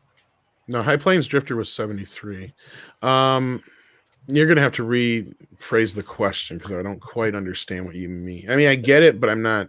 The way I think he's trying to say is like conditioning, like a 40 conditioning people like us who try to review things. Like they'll have so many intentional race casting or sexual casting or something, and then when they actually and we go, oh, this is bad or it's woke or whatever, that when they do one that is actually good or something, that will instantly say, oh, it's woke, it's bad, and they'll go, you only don't like it because he's bi. It's funny you bring that up because I actually kind of saw that happen with Bill and Ted last year. Yeah, I remember you mentioned that before. Because there was a lot of people who were really quick to jump on that one, and they had some reason to believe that, but and that's why I kept telling people, watch the movie, don't judge it. Because they said their daughters are in it, right, or something. I don't want to spoil it if nobody's for those who haven't seen it yet. But yeah, the daughters do play a big part of it. But the way it's done, outside of one bad line, the way the daughters are presented and handled in the film, to me, I had absolutely no issues with it. I would have been just as happy if they were guys. It doesn't matter. And that's what I mean by making it and actually, in fact, it was sweeter that they were daughters, to be honest with you. And I don't even have a daughter. So, I mean, even as a dad, just a dad in general, like, I just thought that was kind of sweet because they dote on their fathers, like, to a fault. And that's literally a part of their characters. Like, they get bitched at by the grandparents that they act too much like their fathers and they're going to amount to nothing like their fathers. And in the end, they're the ones who help kind of with the last puzzle piece. Yes, but they don't save the day. The dads are still there. It's just, instead of it being like, it was you the whole time kind of thing, it should have been, no, you're part of the band. You always have been kind of thing. It should have been more like that. It's like the band is family. We are family. That's what it should have been, the real message of the story. And it kind of is. It really is. But the way the line comes out at the end, it's just kind of silly. It's out of place. And other than that, I thought the movie handled it perfectly, but that was a movie that it felt like people were just coming down on it right away just because of the fact that they were daughters and not sons. It's like, that I get where you're coming from, and it's fair to have that knee-jerk reaction because we've been shoved, this other shit's been shoved down our throat so much. Mm-hmm. But if you actually watch it and you can still feel that way after watching it, then that says more about you, I think, than anything, because if you still pull that out of there, then that's what you're looking for. So you're just as bad as the people who cram it in there. Yeah, well, even if they said they wanted to have women shine in it in some way, this would probably be an example of doing it right. And they don't even shine in a way where they outshine their fathers. That's not even the point. Yeah, like they're just as they're there just to help. Their dads are still the ones who have to make that they're the ones who are still the focal point. They're the ones who are still the ones who have to do this. You know what I mean? They're the ones who have to come to terms with what they're doing. And they don't really have a point where the women are like overpowering the men in any way. Sure, there's a few little inside jokes here and there that you could say, or not inside jokes, but like jokes that you go, oh, that's leaning a little bit too woke. But at the same time, I didn't think it was woke so much. It was just kind of funny. It's like, would a couple of lines make a film woke? No, I don't think so. X-Men Dark Phoenix. If you're a fan of comics, whatever, then like you can say it's crap, whatever. But like, I'm a fan of the movie series, and I thought Dark Phoenix was pretty solid, especially with the development Hill went through. But everyone in our sphere jumped on that Jennifer Lawrence line in the film of like, you should name it X-Women because we're doing all the work. And it's like, there's a context to like why it said maybe it wasn't a good sell for the trailer, but like everyone ran with that. And it's like, you don't realize like this movie in particular and like the whole series has been pretty gender equal. That's like the whole thing with the X-Men. It's why they were different. Why they've like been this kind of staple example for egalitarian comic writing. And unfortunately, everyone ran with that because of the conditioning. And it's like, not just because I'm a fan of the movie, but like even if the movie sucked, I'd be like, well, like this didn't hinder the movie at all. It's kind of a neg on Charles because he's the leader, and he's like saying don't do this or do that. It's not an important line. It's a we're moving along now, we're going away line. It's not. Like there is a problem in the movie with like Red Letter Media put it well in their review where it's like Charles is bad for doing this to Jean, but if he didn't, he'd be wrong for not doing it. So he's in a no-win situation in the movie where it's like, what is he supposed to do? So that's kind of a problem with the writing, I guess. But otherwise, it's like, I didn't feel any woke shit in that movie. And unfortunately, it already had bad press. And I think Victoria Alonso said some that X people shit right around that time. But I feel like that was a victim of the conditioning. It didn't get a lot of traction, but there was a couple people that tried to cover the DuckTales thing. I'm surprised it didn't get more coverage. There was like the gay dads for some side character where they're wearing shirts like I'm with dad, and then he's wearing I'm with dad. And everyone's like, oh, it's woke because gay dads. And it's like, it's new characters. Like, It's exactly what we've said. Like, if you want to do this, make new characters. But then they do it like, oh, it's woke because gay. And it's like, this is where the bigot narrative actually hurts us. It does. And I've said that to a lot of people during the Bill and Ted thing. It's like, if you don't like the movie, that's fine. And I had a lot of debates with people and talked to people, and I didn't give a shit to anybody who said, like, I just didn't like it because of the story. I didn't like it because of this. It felt cheap. It just did this, that. Yeah. Fine. No problem there. Or I didn't like this character or that character because they were annoying. No, I totally get that. But if you're just going to sit there, oh, it's because the daughters do everything, and then the Rufus's daughter is this and that and the other, and it's like, and then you point out, yeah, but then the one who's the leader of the world is the one chick's mom, and she's wrong. You're not pointing out the other things that are not woke, and there's other things that counterbalance that. And if you're going to sit there and look through the movie through that lens, of course you're going to see it that way necessarily. But unless it's a movie where they're actually virtue signaling, I really don't understand why you're pouncing on it so much. And I kind of felt that way about the first Star Wars, the Force Awakens, I should say, the first Disney Star Wars movie at first, because like there was a lot of people who were all like a little bit whatever because they were talking about the Mary Sue thing, and I'm like, yeah, kind of, but give her a shot. We may find something out about her in the next movie. I was willing to give me a reason. It wasn't until we got to the third film that I'm like, yep, all those people were right, and I gave them props for that. And there was even people in my personal life that I had to say, yeah, you were right. You were right. I gave them the opportunity to explain it to me, and they made her a fucking nobody. That's their fault.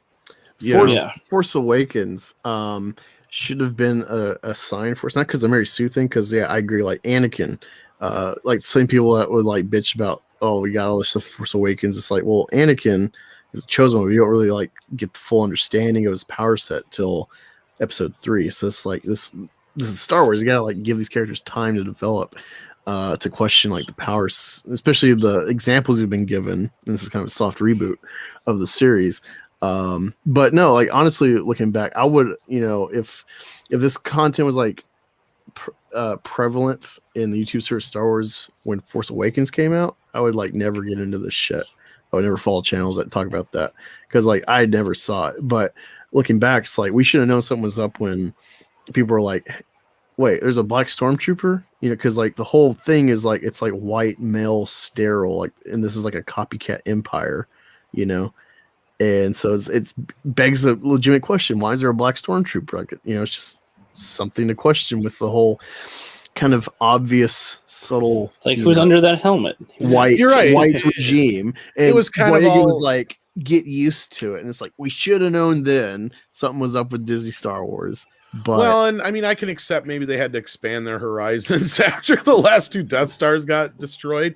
But no, you're right. It was kind of a subtle, not unsubtle, I should say, thing that Lucas kind of put in the original first 3 films, that all the bad guys are white people. They're not aliens. There's no aliens. There's no women. There's no black people. There's nothing. It's just white men running everything, doing this thing.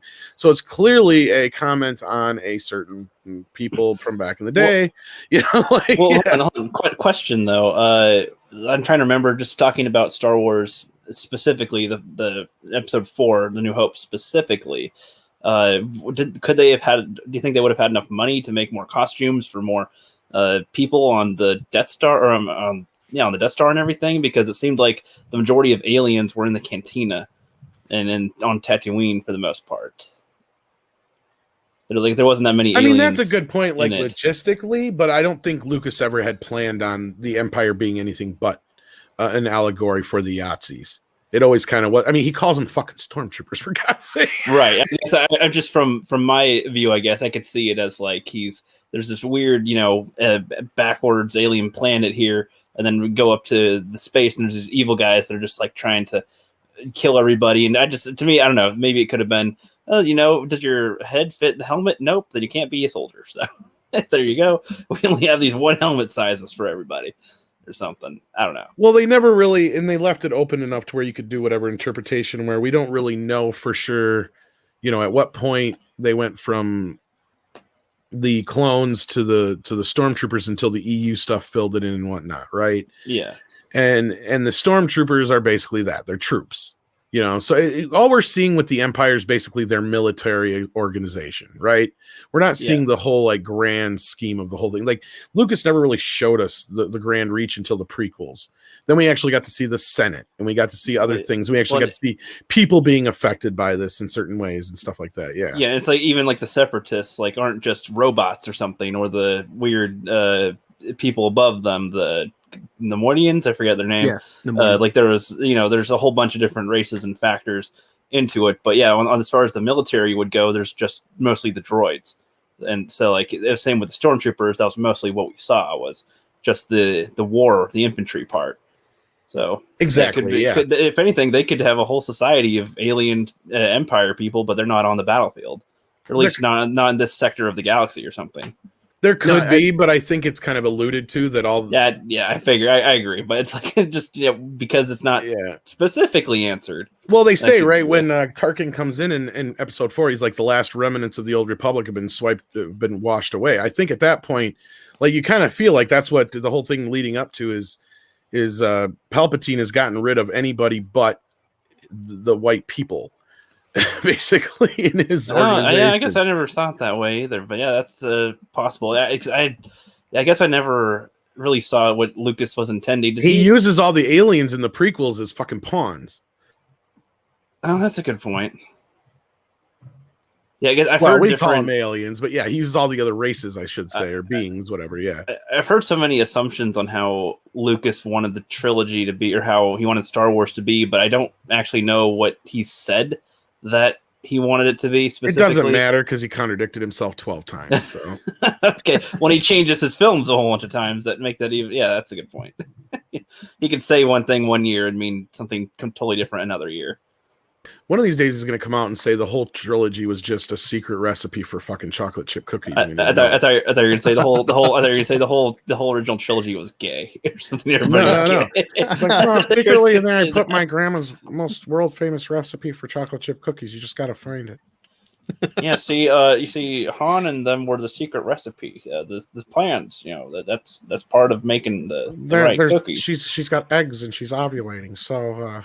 That's the eggs. Darth Vader represents my mom. They kissed 2 times. That's 2 eggs. Darth Vader's my mom. She's pretty angry. She chokes me out sometimes. Pretty mean. So no, yeah. It's funny. Like Ricky got on this tangent though, because like I've always talked about like what I think is my realization of Lucas is like, especially the prequels, is unfortunately Lucas thought his audience was smarter than they are. Like what you're talking about with like, well, like we don't really know. We just see like the military. So like, of course, like you get the full context, and it's like this kind of assumption of like, oh, this white male sterile regime to reflect like Yahtzees as like a symbolism and whatnot. But yeah, like Lucas, I think really expected his audience to be smarter than the average moviegoer is, and that was, I think, the biggest kneecapping himself making the prequels. You're right. I think I get what you're saying, and I agree with you. It's because like people are like, oh, well, Anakin's this, and it's like, well, yeah, like, do you get like just the context of the film, not any special feature or extended stuff of like learning, but just look at the context of the films. Like he is trained too late. He's had an attachment with his mother, and then he had like infatuation with Padme as a young boy, kind of his first sexual awakening, you can assume. And then like he's finding her again when he's like late teens, early adulthood, growing up in this monastic life. He doesn't know how to interact with people. He also had a huge victory for the good guys while he was a kid by blowing up one of the Confederate or the separatists, things, and saving the Gungans on Naboo and everything, and all the pilots that were there as like a kid. So that's going to bring a huge cocky attitude. Well, and not only that, the whole Padme thing just represents repression.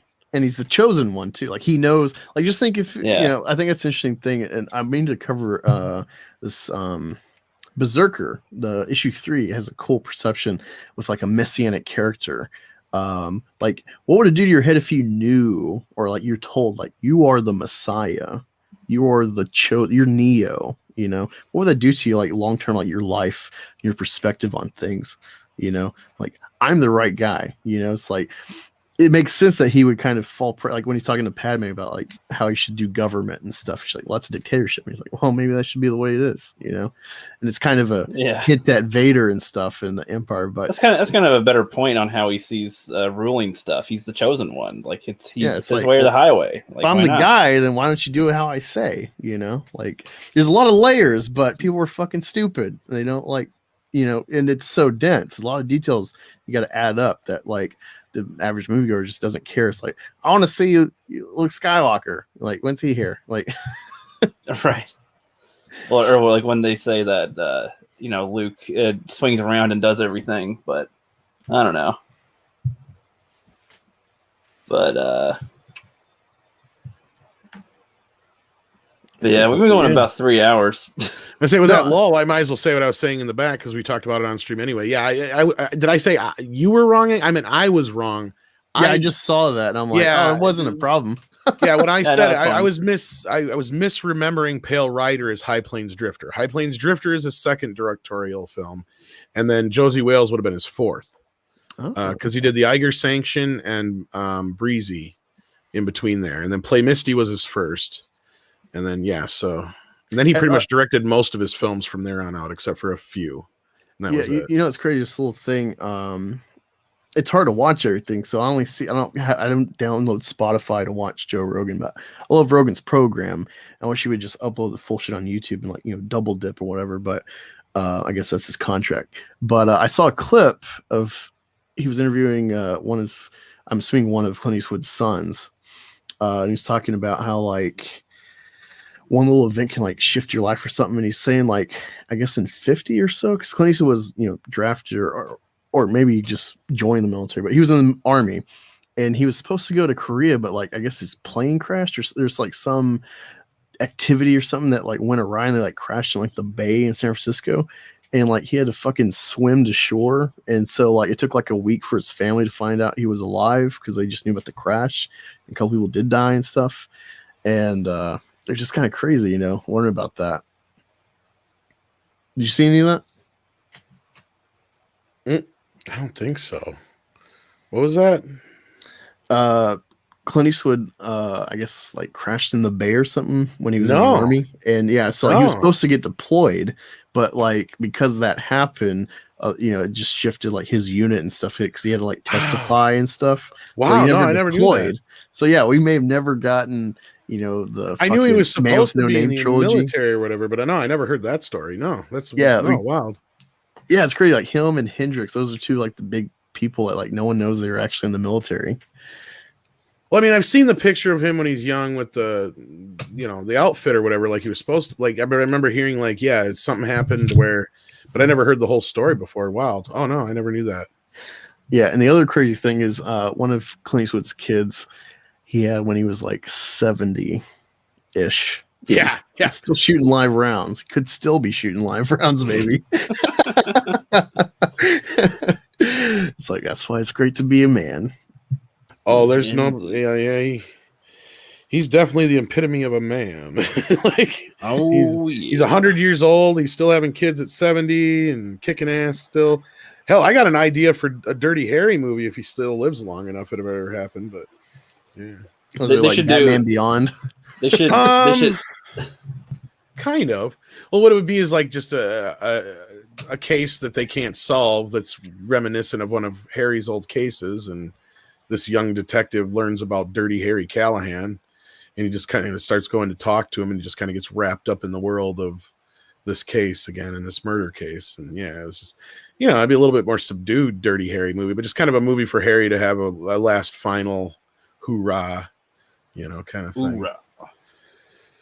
I don't know. I love Dirty Harry movies.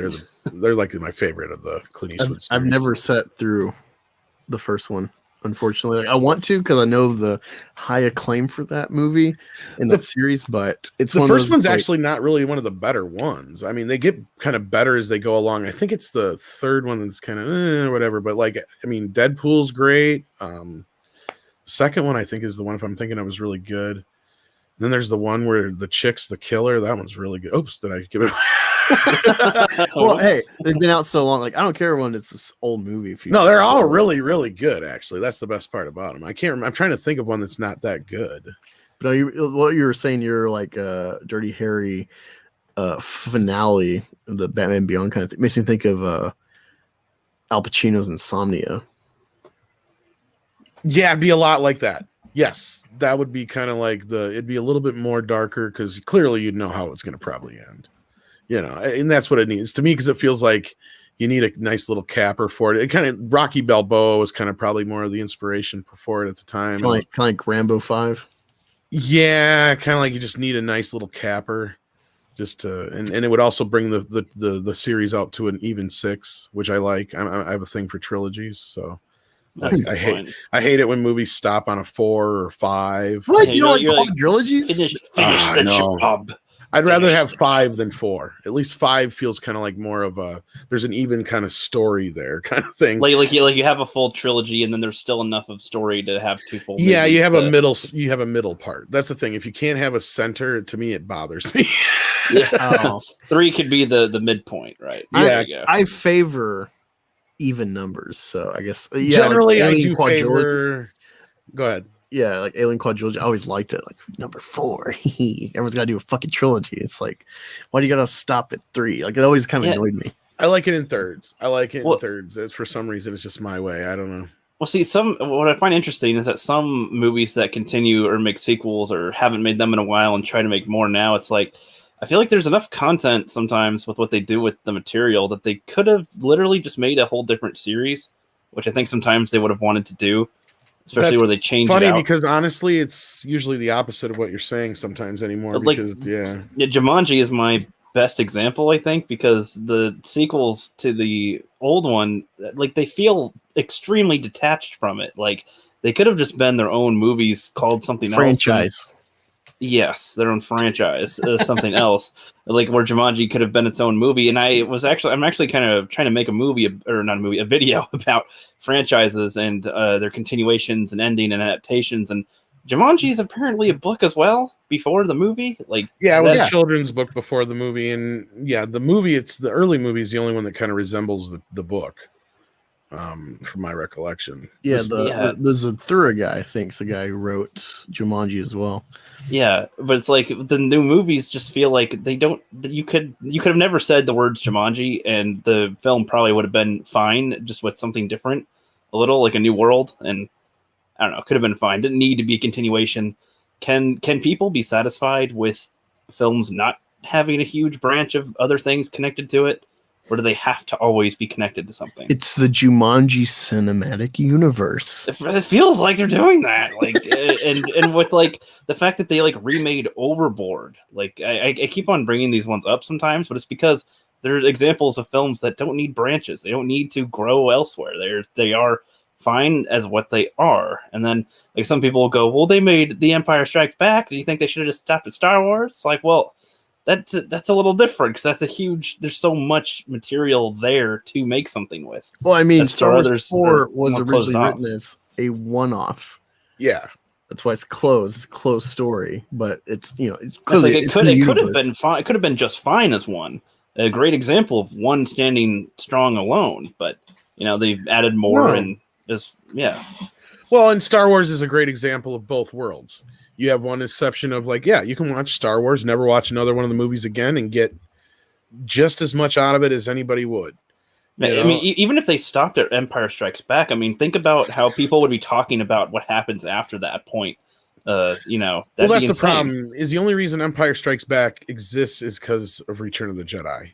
You know what I mean? And I know that sounds weird saying it is, but at that point when Lucas decided he's making more of these, it was a foregone conclusion that this movie has to lead into the next movie. And that was the whole point of having a cliffhanger ending.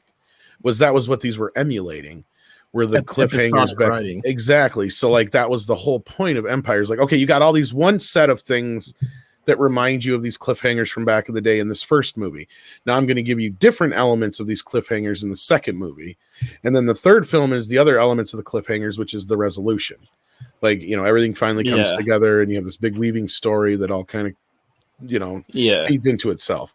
And again, as flawed as Return of the Jedi is, that last half hour of that movie is probably one of the better parts of the whole trilogy. But no, I mean, when he sits there and Lucas goes, oh yeah, it was all planned out that way. It's like, no, dude, you did the story in the first film, and then you took the fucking leftovers.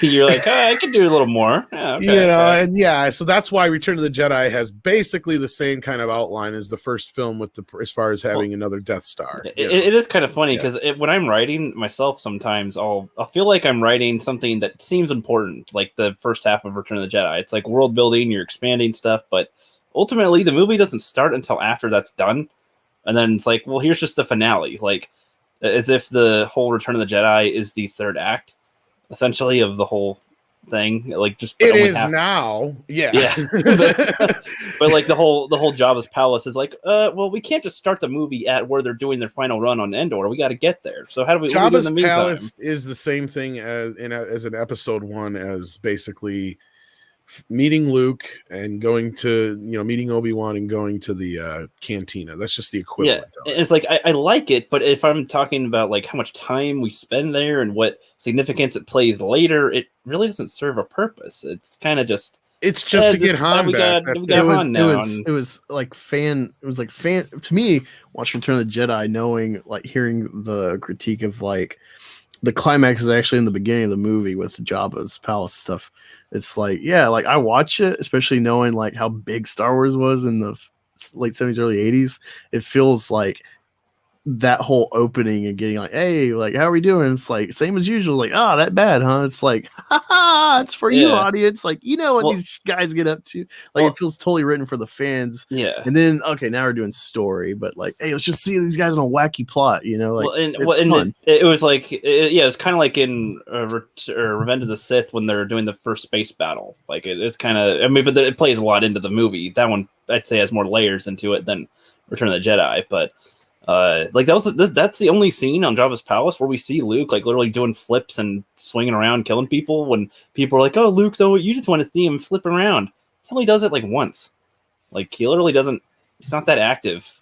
He does one flip at the end too. Like he does. He's not swinging around most of the time he's on screen. He Ricky means like in the Mandalorian finale. Where Luke and everyone's like, you're just feeding the man babies who can't accept Luke's progression of character in Last Jedi, and that they just want, like, they have this idea that fans think Luke is this badass warrior in the original trilogy. It's like, not really. If you look at the plot beats, besides Jabba's sequence, and even that was kind of luck. And friends helping too, and he was reserved all the way up until he had to fight to get out of there. He was like, I don't want to fight you, I don't want to kill you, I'm trying to not kill you. I sent all these people in to try to resolve this peacefully. Like he really is more of a pacifist and just only fights when he needs to fight. He'll fight. He's like Rocky 1, but like he happens to win because someone else gets in the ring. Han saves him, Obi-Wan guides him with the bombs. I'm trying to think. He goes to Dagobah, so he's gonna have to deal with some of that plot, and then Vader like holds back fighting him, and Leia saves his ass with Lando, and then Vader saves him in the end. So he's besides Jabba's palace, he's never like a badass. So Mandalorian is actually just like full-fledged, like you've never seen him at this level. Yeah, like we've never seen him do that before. But sorry, I got on tangent. That's cool. I mean, actually, like Jedi's fight with at the end of Jedi, even though it's not like one of my favorite films in the series, that's one of my favorite fights because it's one of the more emotional ones. Yeah. Because I mean, you stop and you look at that fight. There's so much going on there. Even I think more than Lucas knew at the time. Because he even told he's sitting there. The reason Leia is Luke's sister is because of that fight. There's an interview out there. I think it's in From Star Wars to Jedi or something like that, somewhere where he flat out says he's stuck in this part here where they don't know how to get Vader out or can't get Luke out to fight Vader. Yeah, it's like how can we piss him off? He's so peaceful this whole time. Yeah, he's like take him off. You got him in this corner, written in this corner where he has no reason to fight his father. Yeah, well, and then they already threatened his friends, so he's watching them die, and that's not enough to piss him off enough. Exactly. So he's like, okay, well, what if there's another Jedi he could change, and that would be his sister? Blah blah blah blah blah. Because there was supposed to be another Skywalker that wasn't Leia. Yeah, well, and it sounds like what he fears more is, okay, you can kill whoever you want, but if you want to turn another family member of mine into someone like you, I cannot have that happen again. No, this has already happened to you. I'm not going to happen to someone else. Yeah, but my point is, if you stop and look at that fight, even with that sister element, whatever, that I was just bringing that up as an example of how Lucas's mind worked in making the series. Okay, yeah, but that fight is basically Vader stops Luke from going to the dark side with that fight. And if you think about it from the very start, it's basically not Vader fighting Luke. It's Vader fighting for Luke's soul. Because from that very first moment where he could have struck down the Emperor, because that's exactly what Vader wanted. He wanted Luke to kill the Emperor and become his apprentice at his side. And they would rule the galaxy as father and son. But he stops him. And from that moment on, it's a battle between him and Luke. But the whole time, it's a buildup. And in that moment, I think Vader realizes, oh, shit, this is why I'm doing this. I'm fighting for my son's soul here. Like, if he beats the Emperor right now and kills him, he's going to go to the dark side. But if I keep fighting him and keep fighting him and fighting him, eventually he's, it's basically Anakin fighting through Vader is what it is. I feel like it was probably more subconscious. It is. And that's what I'm saying. It's a very, that's what I'm saying. There's a lot more going on in that fight than what's on the surface. Yeah. And that's a beautiful fight in that sense. There's like the color scheme where like Luke's in black, but then there's that flap open when he's fighting, which is white. It's supposed to like show underneath, like at the end, he's light side and stuff, despite like the presentation, and he's fighting Vader, especially with the Leia. Yeah, and it's also supposed to mirror Anakin as well. Yeah, yeah. When he's fighting Vader, and that when he like says a Leia thing, it's like Luke taps into the dark side. I don't think a lot of people pick up on that, but like he sees Vader's hand. I thought that was one of the most obvious things is that he's like, never, like that's obviously dark side. He's not well, but he goes dark side, but he sees like the hand, and he thinks about his hand. He's like, I'm going to become just like him. He's like, fuck. Yeah. So, then he kind of does that pacifist thing, which everyone, fucking Last Jedi retards are like, see, he threw his lightsaber, so it totally makes sense in canon to toss the lightsaber over his shoulder. Like, oh, fuck yourself, Last Jedi fans. You don't get Star Wars. No, and it's in that moment that Darth Vader once again turns into Anakin Skywalker, realizing, oh, shit. I've become exactly what everybody says. I'm more machine now than man. I've become this horrible creature, because as you got to remember, bad guys never see themselves as the bad guys. And that's Anakin's thing, is he never saw himself as the bad guy. And that's the one good thing that Lucas got right in the prequels, I think. But other than that, sorry, you were gonna say something, Brooke. Oh no, I think I've heard somebody, I forgot who, was a long time ago, was saying that like basically Vader, when he meets Luke for the first time on Endor, like he's already essentially more or less like Anakin. He's like, it's too late for me. He already kind of admits that he has done bad things in that moment, in a way, just saying it's too late for me. Meaning like, hey, there maybe was a chance at some point, but I've done way too much now to really be saved. And then kind of like what you're saying, subconsciously, he's kind of like, okay, well, maybe I can kind of make a difference a little bit, kind of slowly seeing the light during the conversation in the throne room. Oh yeah, it's a big revelation for him. And Luke's learning at the same time too, but yeah. Yeah, it's like there's a lot of layers. I like it when there's layers in scenes that can be picked apart. That a lot of people can just go, it's flashy stuff, and then it's like, no, look at it again. No, look at it again. No. Look at it again. And there's something else. That fight in the throne room has so much going on in it. I can almost argue it's probably the best fight in the entire series. But that Empire fight's pretty epic too. No, yeah.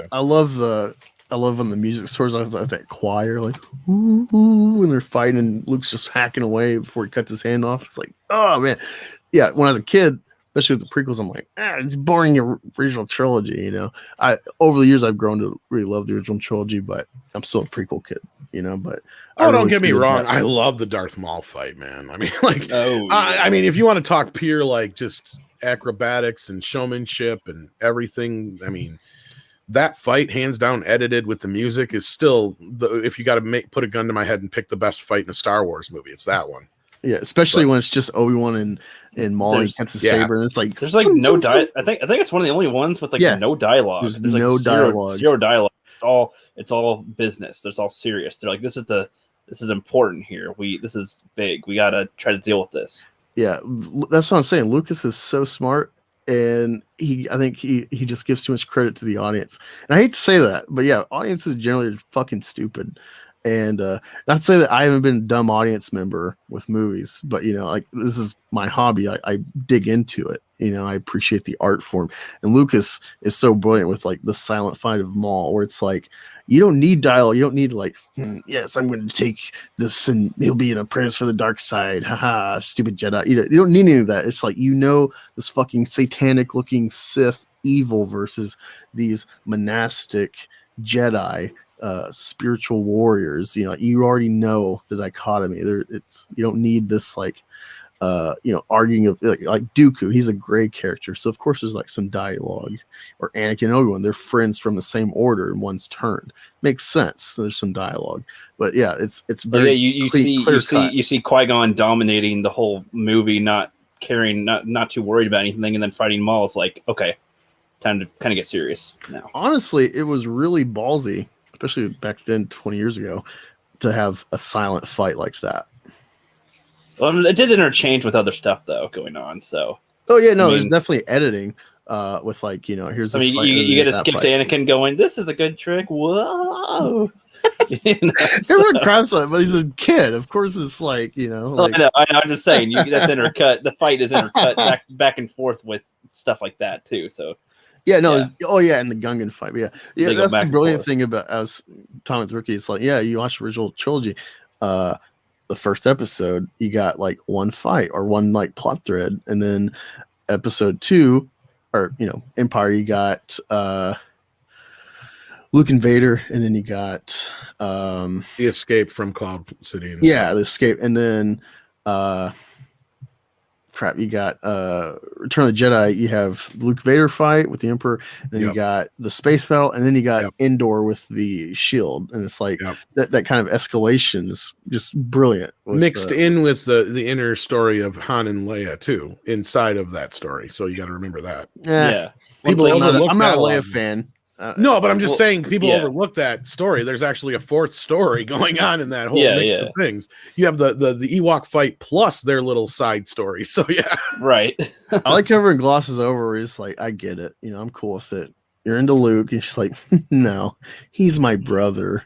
And it's just like whatever. It's like, wait, there was like, at least on Han's side of the thing, there was like this competition for alpha status with Leia. And it's like, wait, I was fighting this girl with her brother. Like they never really dig into wait that. a second, what?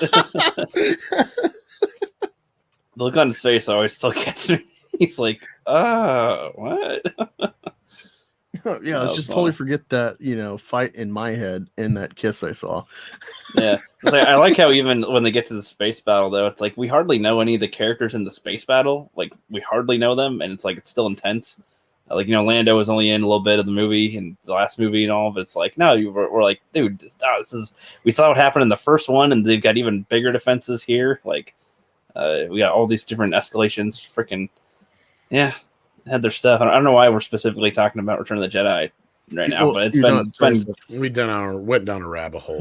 No, it's great. It's good. There's been some stuff I haven't talked about before with it. It's better to talk about things we like. Yeah.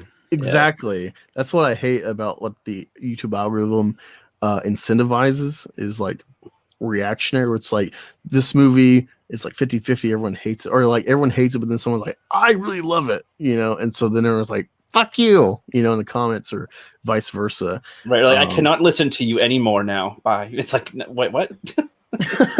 like you, okay. Yeah. Like even like Attack of the Clones, like of course most people would just instantly put it on the bottom for a variety of reasons, but like I don't know, I don't know what all was George's intention with stuff, or if other people specifically put things in there to enhance certain things. But like one of my favorite scenes in the whole series is when his mom dies and the music builds up and his face is getting real pissed. It's like everybody's like, oh, he's a pestilent little boy and like a teenager in this whole film, and I'm just kind of like, I don't know, like You know what that scene is? That is probably the best scene. That is the best bit in that movie. Like it's like and they only show him kill like two people and swing at a third. Everybody's like, well, some people wanted to see more of him killing them, and I'm like, but why though? Like you see what is there. You get what's going to happen. Seeing him chop more people off wouldn't really enhance anything. It'd actually drag it out. It was as long as it needed to be. I actually would like it more drug out, like just to like like you get to like or even if they like cut and then cut backwards, like he's like wiped them all out, and you kind of see like the calm moment after. Well, yeah, I think a moment like that, if he's standing over like a dead Tuscan kid, and he's like, okay, like that could have made. Yeah, it would have been better if they actually showed more of him being not even showing him more unemotional in general. Yeah, the breakdown I think would have been better. Yeah, more intense because you're like, oh, dude, this guy's got issues. And it's like he could emote without having to say anything. It's kind of what I would like. So a lot of people give him credit for being able to act without speaking in a way. He's good visual actor. What that sequence is, everyone's like it passes over that because the acting, they don't get like what Lucas was doing with Anakin. But it's essentially Iron Man's like, I don't care. He killed my mom. It's like, it's also like what you're saying before. He's the chosen one. He knows he's the chosen one. He's got all this talent. He's like the top of all of his things, but he can't save his mom, and he can't do all these things that he thinks he should be able to. He left so that he can save her at some point. He wanted to do that, and it's like, yeah, he may sound, like, he killed them and the women and children too, and blah blah. And also, just to his perspective, these are just like weird, like horrible creatures that only try to kill innocent people. Like, he doesn't care what. Well, it's alluded to that she's been raped. She's tied up with like. But that's what I always ask, because I'm like, they usually kill people, huh? But why did they have her stranded? Like, she's not going to do yard work for them. She's not going to help their crops. Like, I doubt that's why they have her there. They use her in that way, probably. And so she's beaten and dies there. I mean, I'd say if anything, that's a coincidence that she dies right as he gets to her, but small thing out of a bigger picture there. But I don't know. So that's just Attack of the Clones. It's one scene. It's like a lot of people put the whole movie down for what they do, and it's like I get that it can feel like a drag, but again, I feel like it works for the character that they're trying to build here for the prequels for him. Anyway, it seems to fit enough with his character and lead to where he's going to be. He's awkward because he's not like the people want him to be cool, like specifically like a Han Solo, good with the ladies. Like, I don't know. It's funny. Hard to say. Tom might like this. When I was in not basic but AIT for medic school, my roommate was this male feminist, which this is like 2012, so this is all new to me. And of course, looking back, I bet we'd be even more divided. But he kind of opened me up with film critique, but. He was so like kind of pompous about his views of like the male feminist crap, and he was always dogging on the prequels and saying how like Anakin's rapey and shit, like that's a neg on the movie. It's like he's Darth Vader, like that's what he becomes, this like Nazi regime allegory of genocide. So yeah, I think maybe they should be made. Sense. Maybe they should be made to. That's kind of like no, he should be nice to women. He's it's like no, he's not. He's not the teen heartthrob. He's he's turning into the villain. If he was the Joker, this is that. If that was a typical male feminist who doesn't understand women either. Exactly. It's like that's exactly the point. If you can pull that depth out of it, which I never really got. I as a kid, I always bought the love of Anakin and Padme.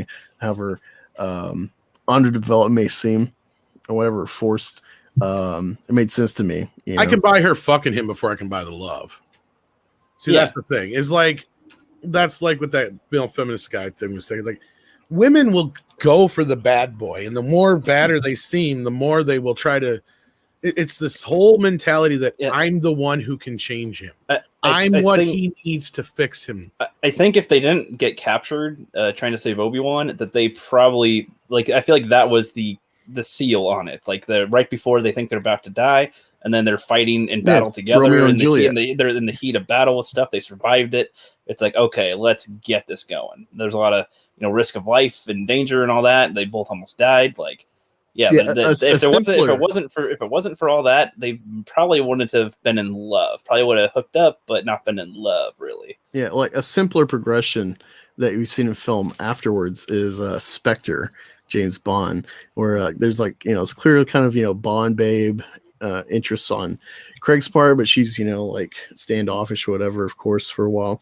But then like they both survive Dave Bautista by a lucky kill, and then literally cut to like, let's bang, like Yeah. their fucking adrenaline's up and shit, and they survive, and it's like, all right. Exactly. But no, it's been fun. We cut it. Yeah, it's been fun. No, it's been fun. I definitely want to talk more with you, Tom, on streams and stuff. I sorry I don't watch like kind of. I'm just trying to keep up and make my own shit too, and enjoy life outside of this too, because it is at the end of the day a hobby for me at least. But anything you want to talk about or get people revved up for with Midnight's Edge or After Dark content? Not offhand. I think, Kathy says more, want more. No, yeah, well, that's the thing. It's like Barry Sanders. We can, pine about what could have been, but he always left us wanting more instead of like Brett Favre went out and getting laid out by the Bears. Oh God. No, like he was lost to the Packer fans when he went to the Jets. Anyway, tomorrow morning we got Midnight's Edge in the morning. I think we got Michael from Retro Blasting on. So yeah, that's about all I can think to plug at this moment in time. So check me out tomorrow morning. Ooh. I might watch that. I don't got nothing planned tomorrow. If I wake up in time. Rookie, you or sorry, the collective, anything coming up? Well, I'm still trying to work on a lot of the videos I'm working for my channel are taking a long time, and I've been working a whole bunch too. So they're going to be a while before you see some of those. The franchises one is one I'm working on at big time. Resurrections in film, thought of immortality with characters or coming back to life, stuff like that. And as far as the collective, we're just trying to work on some of the appreciation style videos. We're trying to do some that aren't around the fandom sphere around here, like other channels that we've watched or enjoyed that we think people might enjoy. One, though, that I kicked it off with was the Critical Drinker, because I was kind of on a little high of some of his videos recently that were hitting pretty good. My favorite one was like Why the Past Matters. A lot of good content in there. And I think he's a full-on writer, and he's been a Marine, basically, or I forget what specifically he was in with that. So interesting dude. We're working on another one for the channel Mr. Ballin, who tells stories of the strange, dark, and mysterious. And I'll be posting a video on him within the next 2 weeks or so. Very cool. Ba-doop-ba-doop-boo. You just like left it unexpectedly. So I was like, no, this is fun, man. I look forward to more. Of course, All American Beef with Rookie and sidekicks PB and Zod, depending if they can make it. I hope everything's working out well for PB. I'll have to check up on him. Yeah, and Clown World too soon. Something happened with him. He was messaging me, so look forward maybe next week him popping in. Can't wait for that. He might have been on another stream, maybe. No. He was messaging me. Okay. Creator of the Wakanda Land video, so I can't wait to chat with him on here. But yeah, look forward to next week. I might do a review. Super chat. Oh, woohoo! Stephen Otten says, "Thanks for the stream, sub." Well, I appreciate it. You may not always agree, but I'm going to tell you how I see things, and I will, like science, change depending on evidence, my opinions or whatnot. Coverage, appreciate it. Look forward to more streams with you all in the chat, and I'll see y'all next time. Crap.